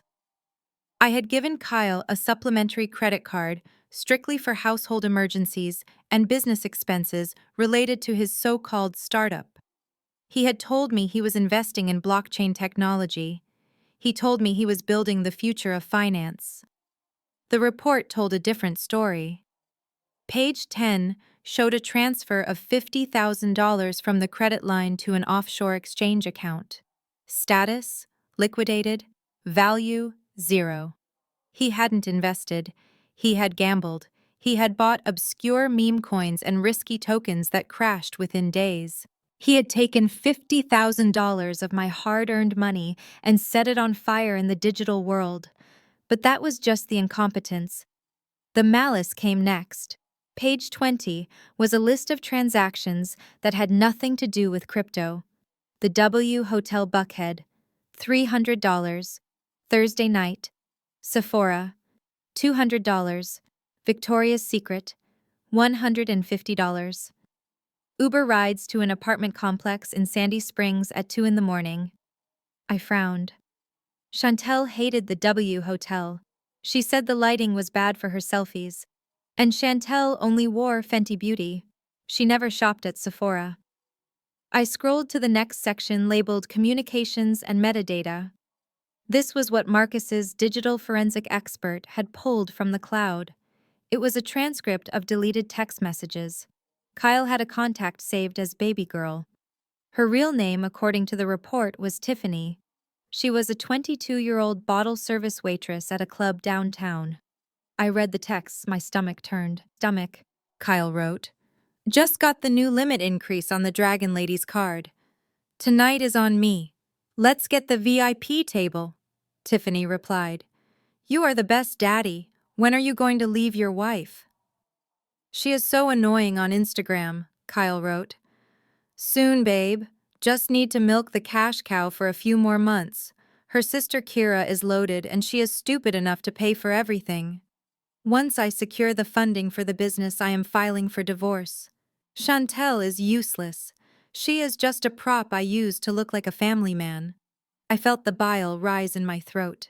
He called me the Dragon Lady. He called me a cash cow. He called his own wife a prop. He was using my money, the money I worked 80-hour weeks for, to cheat on my sister and mock us both. But as I scrolled down, the horror deepened. There was a timestamp from 6 months ago. Kyle had texted someone else about Tiffany. He had texted my mother. The contact was labeled mother-in-law. Kyle wrote, Pat, I am in trouble. That girl Tiffany is threatening to tell Chantel about us if I don't buy her a car. I need $5,000 cash. I can't put it on the card, or Kira will see. I stopped breathing. My heart hammered against my ribs. Surely my mother would have ripped him apart. Surely she would have told Chantel. Surely she would have thrown him out of the house. I looked at the reply. Patricia wrote, You are a fool, Kyle. If Chantel finds out, she will have a breakdown. She is fragile right now. Her brand is just taking off. A divorce would ruin her image. And if you leave, who is going to drive her to events? Kyle wrote. I know, Pat. I just need the cash to shut this girl up. Please, Patricia wrote. I will take it from the church donation fund I manage. But this is the last time. Fix this, Kyle. We cannot have a scandal. The deacon board is watching me.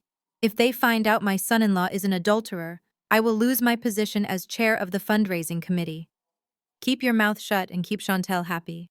I dropped the wine glass. It shattered on the hardwood floor, splashing red liquid across the white rug like a crime scene. She knew. My mother knew. For 6 months she had known that Kyle was cheating on her golden child. She knew he was stealing. She knew he was risking our family's reputation. And she didn't protect Chantel. She didn't protect me. She protected herself. She protected her image at the church. She protected the illusion of the perfect family. She was willing to let her daughter live a lie, let her daughter sleep next to a man who despised her, just so she wouldn't have to explain a divorce to the ladies at the Sunday social. She had authorized him to steal from me to pay off his mistress. I stood up and walked to the window. My hands were shaking not from fear, but from a rage so pure it felt like ice in my veins. They were not just greedy. They were rot. They were a cancer. I had spent my entire adult life trying to buy their love, trying to be good enough to sit at their table. I thought if I just paid enough bills, if I just solved enough problems, they would finally see me. But they had seen me all along. They saw a mark. They saw a victim. I looked at the shattered glass on the floor. I didn't bother to clean it up. I went back to the laptop. I forwarded the entire PDF file to my personal printer. Print. 3 copies, one for the police, one for the divorce lawyer I was going to hire for Chantel whether she wanted it or not, and one for the party tomorrow night. I looked at the text message from my mother again. We cannot have a scandal. I laughed. It was a dry, humorless sound in the empty apartment. You want to avoid a scandal, Mother, I whispered to the screen. I walked over to the closet and pulled out a dress I had bought in Paris years ago. It was red, the color of warning, the color of fire. Tomorrow night, I thought, touching the silk fabric there won't just be a scandal, there will be an apocalypse. And I am going to enjoy watching it burn. The printer on my desk hummed as it finished spitting out the last page of the report. The paper was still warm to the touch. 300 pages of lies, deceit, and betrayal, condensed into a neat stack of black and white text. I picked it up, feeling the weight of it in my hands. It was heavy physically, but spiritually it felt light. It felt like freedom. I placed the stack into a sleek leather portfolio case. I ran my fingers over the clasp. This was not just evidence, it was ammunition. And I was about to walk into a war zone. My phone rang, cutting through the silence of the penthouse. I looked at the screen. It was Mother. I let it ring once, twice, 3 times. I took a sip of water, clearing my throat. I needed to sound normal. I needed to sound like the Kira they thought they knew. The Kira who was desperate for approval. The Kira who would fold the moment they offered a crumb of affection. I slid my thumb across the screen. "Hello, Mother. Kira, baby." Her voice was like warm honey. It was the voice she used when she wanted to borrow money, or when she was showing me off to her friends at church. It was a voice I hadn't heard in years, not directed at me anyway. Usually it was reserved for Chantel. "I am so glad you picked up," she continued, not waiting for me to respond. "I have been praying on this all night, Kira. The Lord put it on my heart to call you. We have been so foolish, haven't we? All this fighting, all this anger, it is not us. We are the Johnson women. We are strong. We stick together." I stared at my reflection in the dark window. The city lights of Atlanta twinkled behind me. I wondered if she actually believed her own performance or if she was reading from a script. "I am listening," I said, keeping my voice neutral. "Your sister is a mess." "Kira," Patricia sighed. "She has been crying her eyes out. She feels terrible about the car. She knows she made a mistake. She wants to apologize. She wants to make it right." I looked at the forensic report on my desk. The report that detailed how Chantel had laughed about spending my money. The report that showed her texting her friends that I was a bitter old hag. "She wants to apologize," I repeated, testing the words. "Yes," Patricia said, eager now, sensing a crack in my armor. "And she wants to do it properly. You know, tomorrow night is her big launch party for her skincare line. It is at the St. Regis. She has invited everyone, the press, the investors, our whole community." She paused for effect. "But she told me this morning, 'Mama, I can't do this without Kira. It won't feel right if my big sister isn't there standing next to me. She wants you to be the guest of honor, Kira. She wants to publicly thank you for everything you have done for us." I almost laughed. A public thank you. I knew exactly what that meant. It meant they needed me there to smile for the cameras to prove to the rumors that the family was still intact. It meant they needed my physical presence to validate their fraud. "And I have a feeling," Patricia continued, her voice dropping to a conspiratorial whisper, "that Kyle has a surprise for you too. He has been meeting with his lawyers all day. I think he wants to sign over some equity in his company to you. To pay you back. They want to make you a partner, Kira." The lie was so bold it was almost impressive. Kyle didn't have a company. He had a gambling addiction and a mistress. But the trap was clear. They were going to corner me at the party. They were going to use the pressure of the crowd, the cameras, and the champagne to guilt me into signing something. Maybe a document forgiving the debt. Maybe a deed transfer for the house. They thought if they put me on a stage with a microphone and 100 people watching, I wouldn't dare say no. I wouldn't dare be the villain. They thought I was still the girl who was afraid of making a scene. "Kira, are you there?" Mother asked, her voice tightening slightly. "I am here," I said slowly. "So will you come? Will you come and let us be a family again? Please, baby. For me. For your father's memory." I closed my eyes. I thought about the little girl I used to be, the one who studied hard and followed all the rules, just hoping her mother would look at her the way she looked at Chantel. I mourned that little girl for a second. Then I buried her. "I will be there, Mother," I said. "Oh, thank God," Patricia exhaled, and the relief in her voice was genuine. "You are doing the right thing, Kira. You are a good daughter. I always knew you had a good heart." "What time?" I asked. 7 o'clock, the grand ballroom, and Kira wears something stunning. We want you to shine. I will wear my best, I promised. I hung up the phone. The silence rushed back into the room, but it felt different now. It felt charged with electricity. I walked to my closet. I pushed aside the black blazers and the navy suits I wore to dominate the boardroom. I pushed aside the beige cardigans I wore to family dinners to blend in. I reached all the way to the back. I pulled out a garment bag. I unzipped it. Inside was a dress I had bought in Paris 3 years ago and never worn. It was a deep, blood-red silk. It was structured and sharp. It was not a dress for blending in.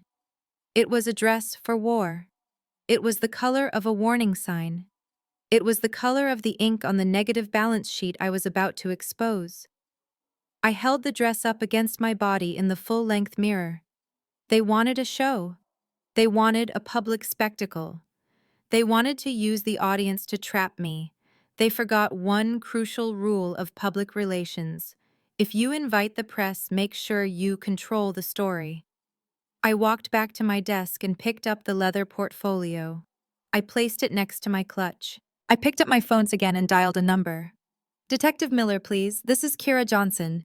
"Kira," the voice on the other end answered. "I got your package.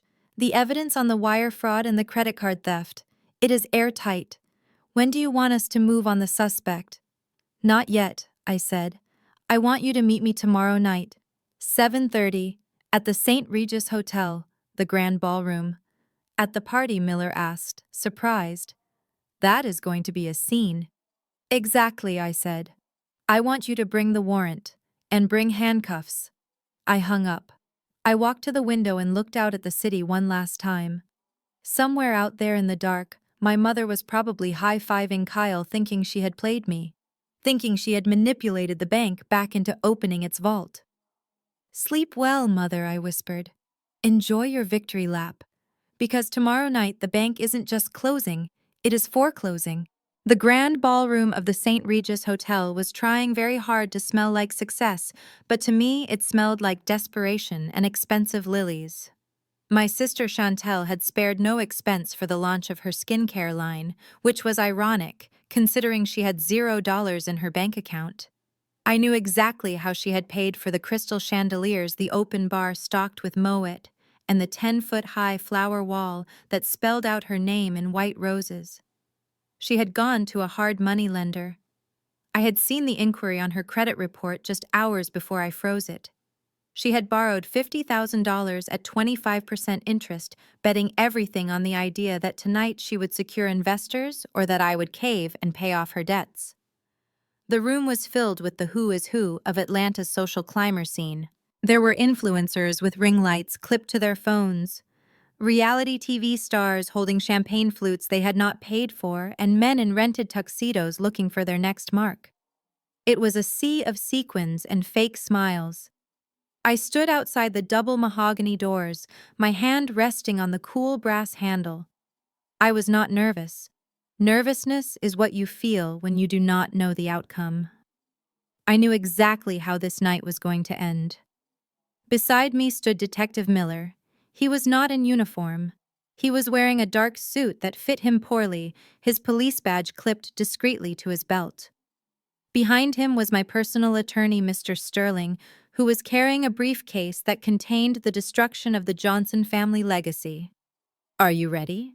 Ms. Johnson Miller asked, his voice low and gravelly.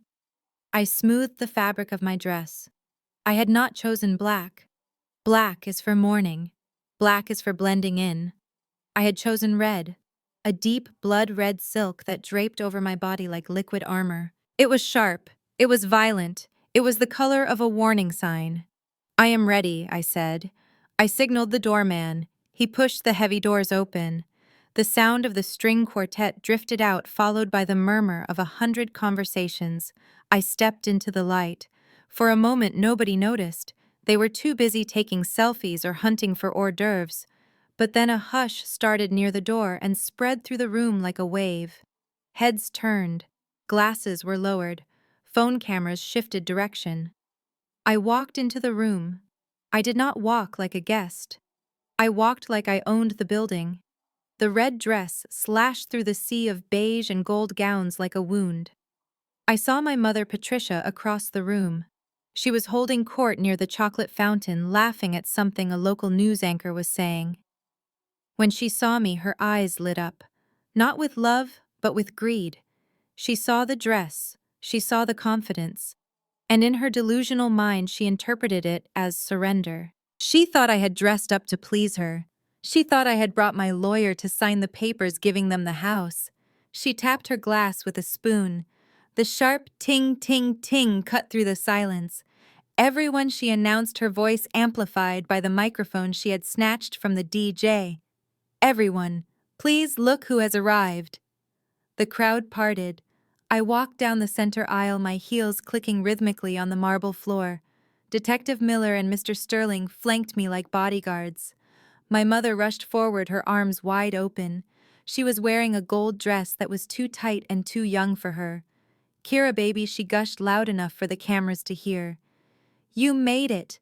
I told everyone you would come. I told them my daughter would never miss her sister's big night." She reached out to hug me.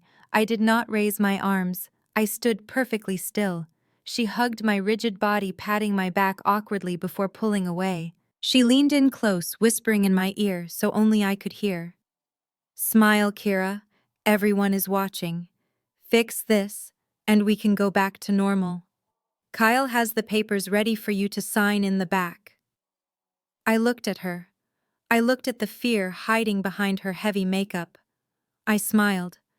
But it was a smile that didn't reach my eyes. "Where is Chantel?" I asked, my voice calm. "She is on the stage," Patricia said, beaming. "She is waiting for you. Go on up there. She has a speech prepared. She wants to thank you." I looked toward the stage. Chantel was standing there holding a bottle of her lotion, looking like a deer in headlights. Kyle was standing next to her, looking smug. When he saw me, he buttoned his jacket and puffed out his chest. He thought he had won. He thought his threat of a lawsuit had scared me into submission. I began to walk toward the stage. The crowd applauded politely. They thought they were witnessing a heartwarming family reunion. They thought this was the part of the movie where the sisters make up and hug. As I walked, I made eye contact with Kyle. I saw his eyes flicker to the man beside me. He recognized Detective Miller. I saw the confusion cross his face. Why would she bring a cop, he was probably thinking. But his arrogance pushed the thought away. Maybe he thought I brought security for myself. I climbed the steps to the stage. The lights were blinding. Chantel ran over and hugged me. She smelled of vodka and expensive perfume. "Thank you for coming," she hissed into my shoulder. "Please tell me you unlocked the cards. The caterer is demanding payment in an hour, or he is going to pull the food." I pulled away from her. I looked at her tear-stained face. "I am here, Chantel," I said. "Just like you asked." Patricia climbed onto the stage behind me. She grabbed the microphone again. The room went silent. "Ladies and gentlemen," Patricia boomed, basking in the attention. "Tonight is about success. It is about family. My daughter Chantel has worked so hard for this. She built this business from the ground up with her own 2 hands." I watched Kyle smirk. I watched Chantel nod, seemingly believing her own lie. But Patricia continued, "We could not be here without the support of our family rock. My eldest daughter, Kira." She gestured to me. "Kira and I had a little misunderstanding yesterday." Patricia laughed, waving her hand as if dismissing a fly. "But blood is thicker than water. She is here tonight to show her full support for her sister and to make a very special announcement about the future of this family." The crowd clapped. Patricia shoved the microphone into my hand. "Go ahead, baby," she whispered. "Tell them you are proud. Tell them you are investing." I took the microphone. It felt heavy and cold in my hand. I looked out at the sea of faces. I saw the investors Kyle was trying to scam. I saw the church members my mother had lied to. I saw the friends Chantel was trying to impress. I looked at Detective Miller standing at the foot of the stage. He gave me a barely perceptible nod. I looked at Mr. Sterling, who was opening his briefcase. I turned to my family. They were smiling at me, waiting for the money, waiting for the redemption. I brought the microphone to my lips. "Thank you, Mother," I said, my voice ringing out clear and steady over the speakers. "You are right. I am here to make a special announcement." Kyle took a step forward, ready to shake my hand. I turned to the screen behind us where Chantel's logo was displayed. "I am here to show everyone exactly how this business was built," I said. I pulled a small remote control from my clutch. I had bribed the audiovisual technician $500 on my way in. He had switched the input. I pressed the button. Chantel's logo disappeared. In its place, the massive LED screen lit up with a bank statement. The room gasped. It was not a logo. It was a forensic accounting of theft. I heard my mother gasp behind me. "Kira, what are you doing?" she hissed. I did not look at her. I looked at the audience. "My sister Chantel did not build this business," I said, my voice hardening into steel. "She stole it." Kyle lunged for me. "Kira, stop!" he shouted. But Detective Miller was already moving. I pressed the button again. The screen changed. Now it showed the text messages. The messages where Kyle called me a cash cow. The messages where he admitted to cheating on Chantel. The messages where my mother agreed to cover it up to save face. The crowd erupted. Phones were raised. The flash of cameras turned into a strobe light. I turned to face my family, the blood-red dress swirling around me. "You wanted a show," I said into the microphone. "You wanted the world to see us." I pointed at the screen where Kyle's texts about his mistress were magnified 10 feet tall. "Well," I said, "look." The microphone felt cool and heavy in my hand like a judge's gavel. The silence in the grand ballroom was absolute. 500 pairs of eyes were locked on me, waiting for the heartwarming speech my mother had promised. They wanted a story of sisterly love. They wanted to hear how the Johnson family pulled together to build an empire. I looked at my mother, Patricia. She was standing to my left, beaming with pride, her hands clasped over her chest. She looked like she had already spent the imaginary money she thought I was about to sign over. I looked at Chantel, who was clutching her bottle of lotion like a lifeline, her eyes darting nervously between me and the crowd. And I looked at Kyle, who was adjusting his cufflinks, looking smug and untouchable. I took a deep breath, inhaling the scent of expensive perfume and impending doom. "Everyone wants to know the secret," I said, my voice echoing clearly through the high-end speaker system. "You see the glossy photos on Instagram. You see the luxury cars. You see the beautiful home. And you ask yourself, how does a 24-year-old woman with no business degree and no employment history pull this off?" I paused. The room was so quiet you could hear the ice melting in the champagne buckets. My mother nodded encouragingly, thinking I was building up to a compliment. Well, I continued. "The answer is simple. You do not need talent. You do not need hard work. You just need a sister who trusts you and a complete lack of conscience." My mother's smile faltered. Her hands dropped from her chest. "Kira, what are you doing?" she whispered loud enough for the front row to hear. "Stick to the script." "I am sticking to the truth, Mother," I said, turning my back on her. I raised the small black remote control I had concealed in my palm. I pointed it at the massive LED screen that spanned the entire back wall of the stage. I pressed the forward button. The image of Chantel's elegant gold logo flickered and vanished. In its moment, a high-definition scan of a bank wire transfer appeared. It was 10 feet tall. Every number was crisp and clear. A collective gasp sucked the air out of the room. It sounded like a balloon popping. "This," I said, pointing to the screen, "is a unauthorized wire transfer for $97,000. It was stolen from my family trust fund 2 days ago to purchase the BMW sitting in my mother's driveway." I clicked the button again. A new document appeared. This one was a credit card statement. "And these," I narrated, walking slowly across the stage, "are the startup costs for this skincare line. $50,000 charged to my American Express Platinum card without my permission. This is not a business. It is grand larceny dressed up in pink packaging." Chantel dropped the bottle of lotion. It hit the stage with a loud thud, rolling away toward the edge. She covered her mouth with both hands, her eyes wide with horror. "Turn it off!" Kyle shouted. He stepped forward, his face turning a violent shade of red. "Cut the feed! Someone cut the feed!" But the audiovisual guy was not cutting anything. I had paid him well. I turned to look at Kyle. "Sit down, Kyle," I said, my voice dropping an octave. "We are not done with the finances. Now we have to talk about the personal investments."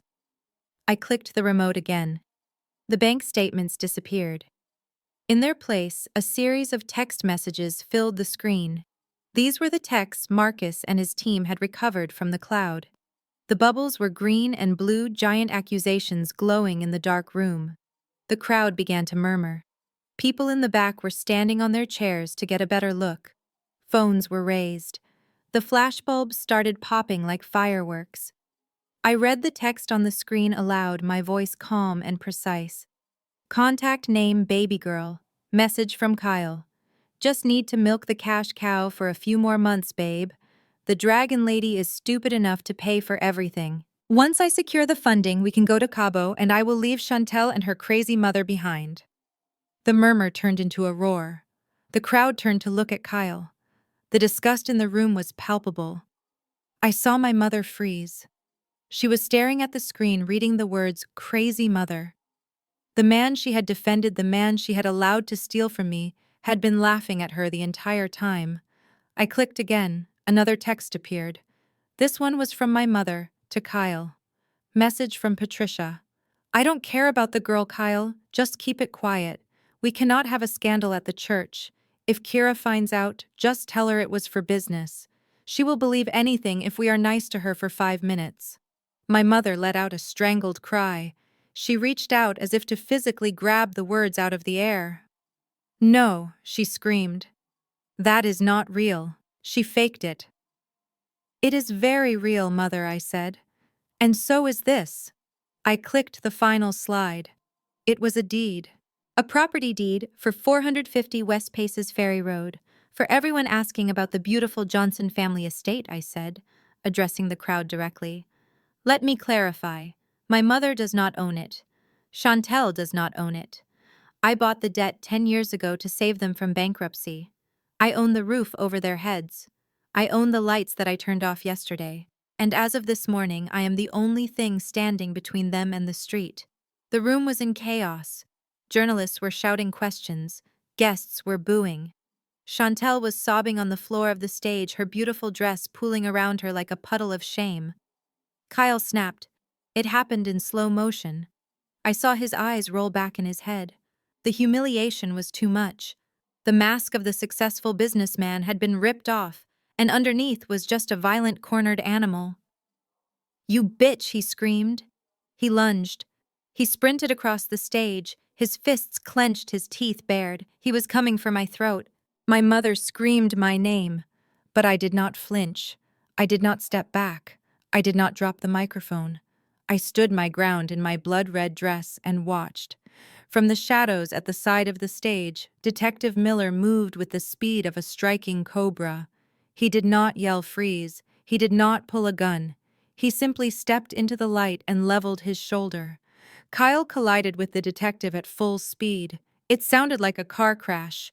Miller used Kyle's own momentum against him, spinning him around and slamming him face first onto the hardwood floor of the stage. The sound of the impact echoed through the microphone. Kyle groaned, writhing in pain. "Stay down!" Miller shouted, pressing his knee into Kyle's back. "Police, you are under arrest." Miller pulled a pair of silver handcuffs from his belt. He ratcheted them onto Kyle's wrists. The click-click-click of the metal was the most satisfying sound I had ever heard. Miller hauled Kyle to his feet. Kyle's nose was bleeding, ruining his white shirt. He looked at me with pure hatred. "You are dead, Kira." He spat blood dripping down his chin. "You are dead to this family." I looked at him. I looked at Chantel weeping on the floor. I looked at my mother, who was staring at me as if I were a stranger she had never met. I raised the microphone one last time. "I am not dead, Kyle. I said. I am just finally free. I dropped the microphone. It hit the floor with a deafening thud. Feedback squealed through the speakers. I turned around and walked off the stage, leaving them in the wreckage of the truth. Flashbulbs exploded around me, blinding and beautiful. I did not look back. The sound of the handcuffs clicking shut echoed through the St. Regis ballroom like a gunshot. It was a sharp, mechanical finality that cut through the thick tension in the air. The music had stopped. The chatter had died. Even the waiters stood frozen in place, holding silver trays of champagne that nobody wanted anymore. The only movement in the room came from the hundreds of cell phones held aloft, recording every second of the downfall of the Johnson family. Kyle was face down on the polished hardwood stage. His expensive tuxedo was ruined, covered in dust, and a smear of blood from his nose. He was writhing against the weight of Detective Miller's knee, which was pressed firmly into the small of his back. The arrogance that had defined him just minutes ago was gone, replaced by the primal panic of a trapped animal. Detective Miller leaned down, his voice booming without the need for a microphone. Kyle Davis, you are under arrest for federal wire fraud, aggravated identity theft, and bank fraud. You have the right to remain silent. Anything you say can and will be used against you in a court of law. Kyle began to scream. It was a high-pitched, desperate sound. She gave me permission, he yelled, spitting blood onto the stage. That witch gave me permission. It was a loan. Ask her. Ask Patricia. She told me to take it. I stood a few feet away, my arms crossed over my chest, watching the scene unfold with a detachment that surprised even me. I felt like a surgeon looking at a tumor that had finally been excised. There was no pain anymore, only the relief of removal. My mother, Patricia, seemed to snap out of her shock. She realized that her son-in-law, the man she had championed over her own daughter, was being dragged away in chains. She scrambled up the steps of the stage, her gold dress catching on her heels. "Stop!" she shrieked, waving her hands at the detective. "Unhand him this instant. Do you know who we are? We are the Johnsons. We are pillars of this community. This is a misunderstanding. My daughter is just having a tantrum." Detective Miller did not even look at her. He hauled Kyle to his feet. Kyle stumbled, his legs looking weak and rubbery. "Step back, ma'am," Miller said, his voice cold and professional. "Unless you want to be charged with obstruction of justice, I suggest you get out of my way. We have the bank records, we have the text messages, we have the confession from your daughter's credit card company. This is not a tantrum, it is a federal indictment." Patricia froze. The word federal hung in the air. She looked at Kyle, who was weeping openly now, snot and blood running down his face. She looked at the crowd, who were not looking at her with admiration anymore, but with morbid curiosity and disgust. She looked at the church members she had invited, the wealthy socialites she had tried to impress. They were whispering, they were pointing. She realized in that moment that her social currency had crashed to zero. I walked over to where she was standing. I moved slowly, letting the red silk of my dress flow around me. I looked like the victory she had prayed for, but I was the judgment she deserved. I reached into my clutch. I pulled out a thick white envelope. It was sealed with a gold sticker. It looked elegant, almost like a wedding invitation or a thank you card. My mother looked at the envelope. Her hands were shaking so bad she could barely unclasp them from her chest. "What is this?"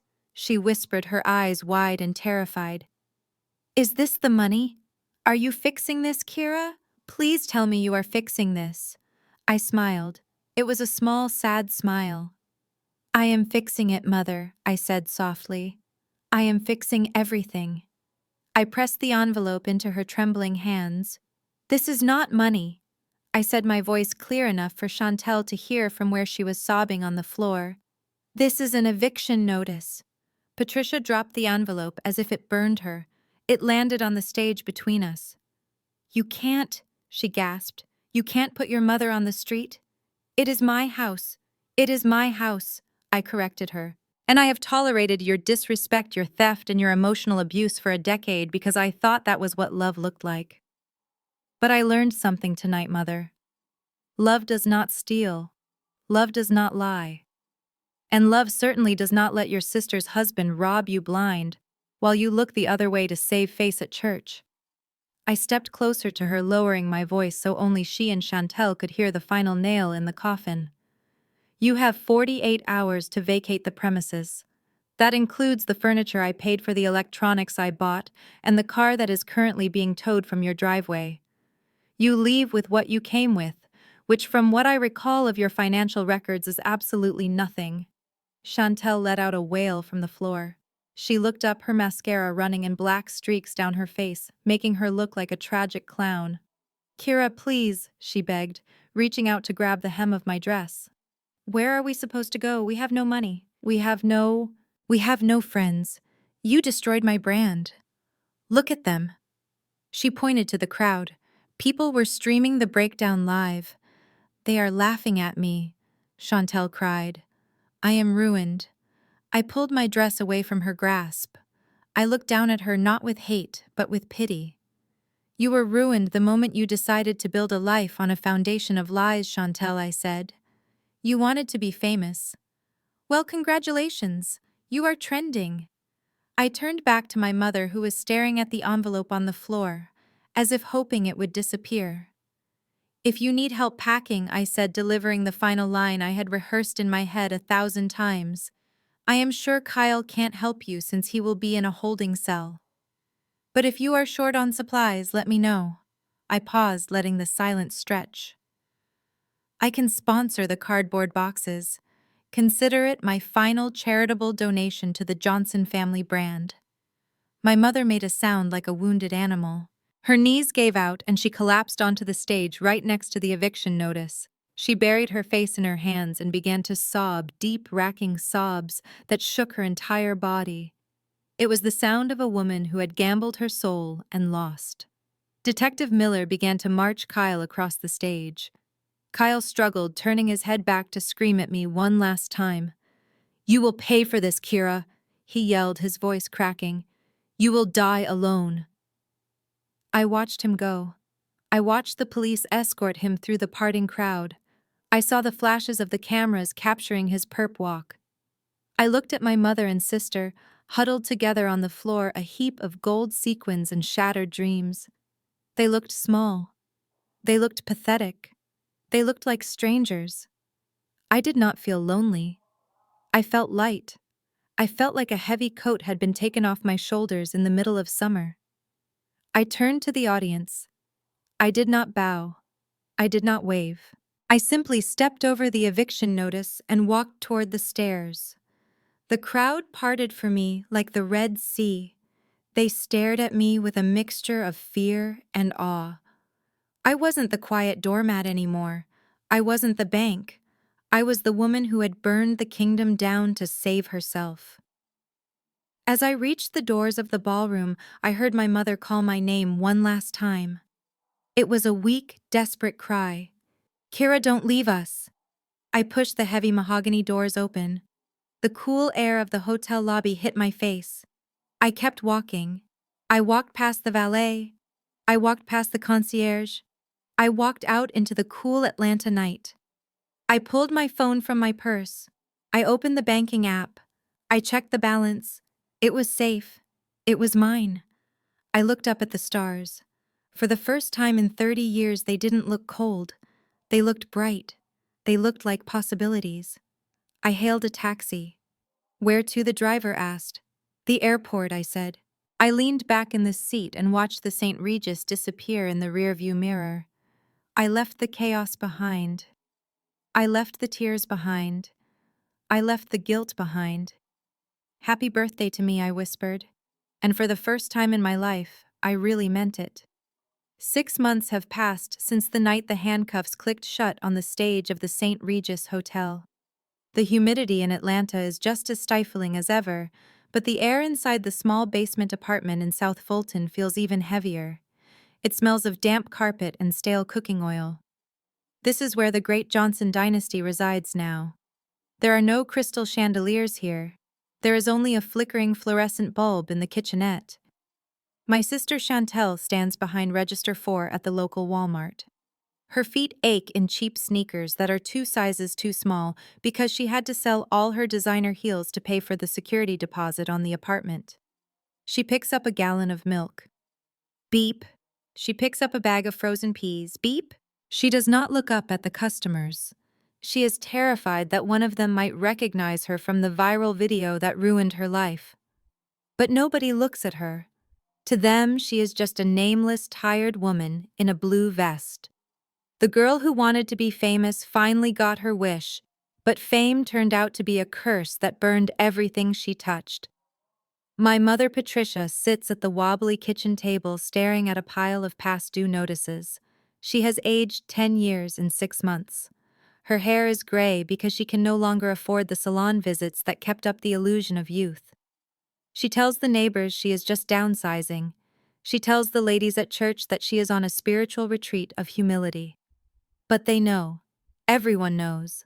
They stopped inviting her to Sunday brunch. They stopped asking her to lead prayers.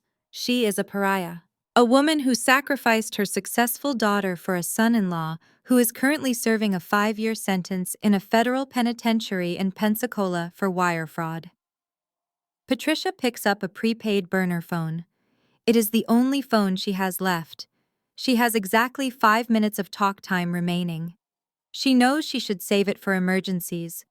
But in her mind, this is an emergency. Her vanity is starving. Her ego is dying. She needs a fix. She needs money. She dials the number she knows by heart. 8,000 miles away, the sun is setting over the Indian Ocean, painting the sky in shades of violet and gold. I'm sitting on the deck of a private water villa in the Maldives. The only sound is the gentle lapping of the turquoise waves against the wooden stilts and the clinking of ice in my glass. I am wearing a white linen dress. My feet are bare. I do not have to wear armor anymore. I do not have to wear red to warn people. I am safe. My phone vibrates on the teak table next to me. I look at the screen. Unknown number. Country code 1. Atlanta, Georgia. I know who it is. I can feel the desperation vibrating through the satellite signal. It is a ghost from a past life trying to haunt me one last time. I pick up the phone. I do not answer it. I simply look at it. I imagine my mother on the other end sitting in the dark, waiting for me to save her again, waiting for the bank to reopen, waiting for the victim to apologize to the abuser. I smile. It is a genuine smile. It reaches my eyes. I slide the back cover off the phone. I pull out the small plastic SIM card. I stand up and walk to the edge of the deck. The water below is crystal clear, warm and infinitely deep. I hold the chip over the railing. It contains the last link to the pain, the last link to the guilt, the last link to the expectation that I exist to serve others. I drop it. It flutters down like a tiny plastic leaf and hits the water with a sound so quiet it is almost non-existent. Plip. I watch it sink, down into the coral, down into the sand. Gone. I raise my glass to the horizon. I spent $2.4 million over the last decade trying to buy a family that did not exist. I lost the money. I lost the house. I lost the people I thought were my blood. But as I stand here breathing air that tastes like salt and freedom, I realize I made a profit. I bought my peace, I bought my sanity, and I bought the rest of my life. It was the best investment I ever made. This story serves as a powerful reminder that sharing DNA does not grant a license for abuse. Kira's journey illustrates that true power lies in self-respect and financial independence. For years, she allowed her generosity to be weaponized against her, but she ultimately learned that we teach people how to treat us. The narrative demonstrates that setting boundaries is essential for survival. When kindness is met with constant cruelty and exploitation, the healthiest choice is often to sever ties completely. Being alone is far better than being surrounded by people who only value you for what you provide. Hit the like button if you agree that peace is more important than toxic loyalty, and subscribe for more stories about reclaiming your power.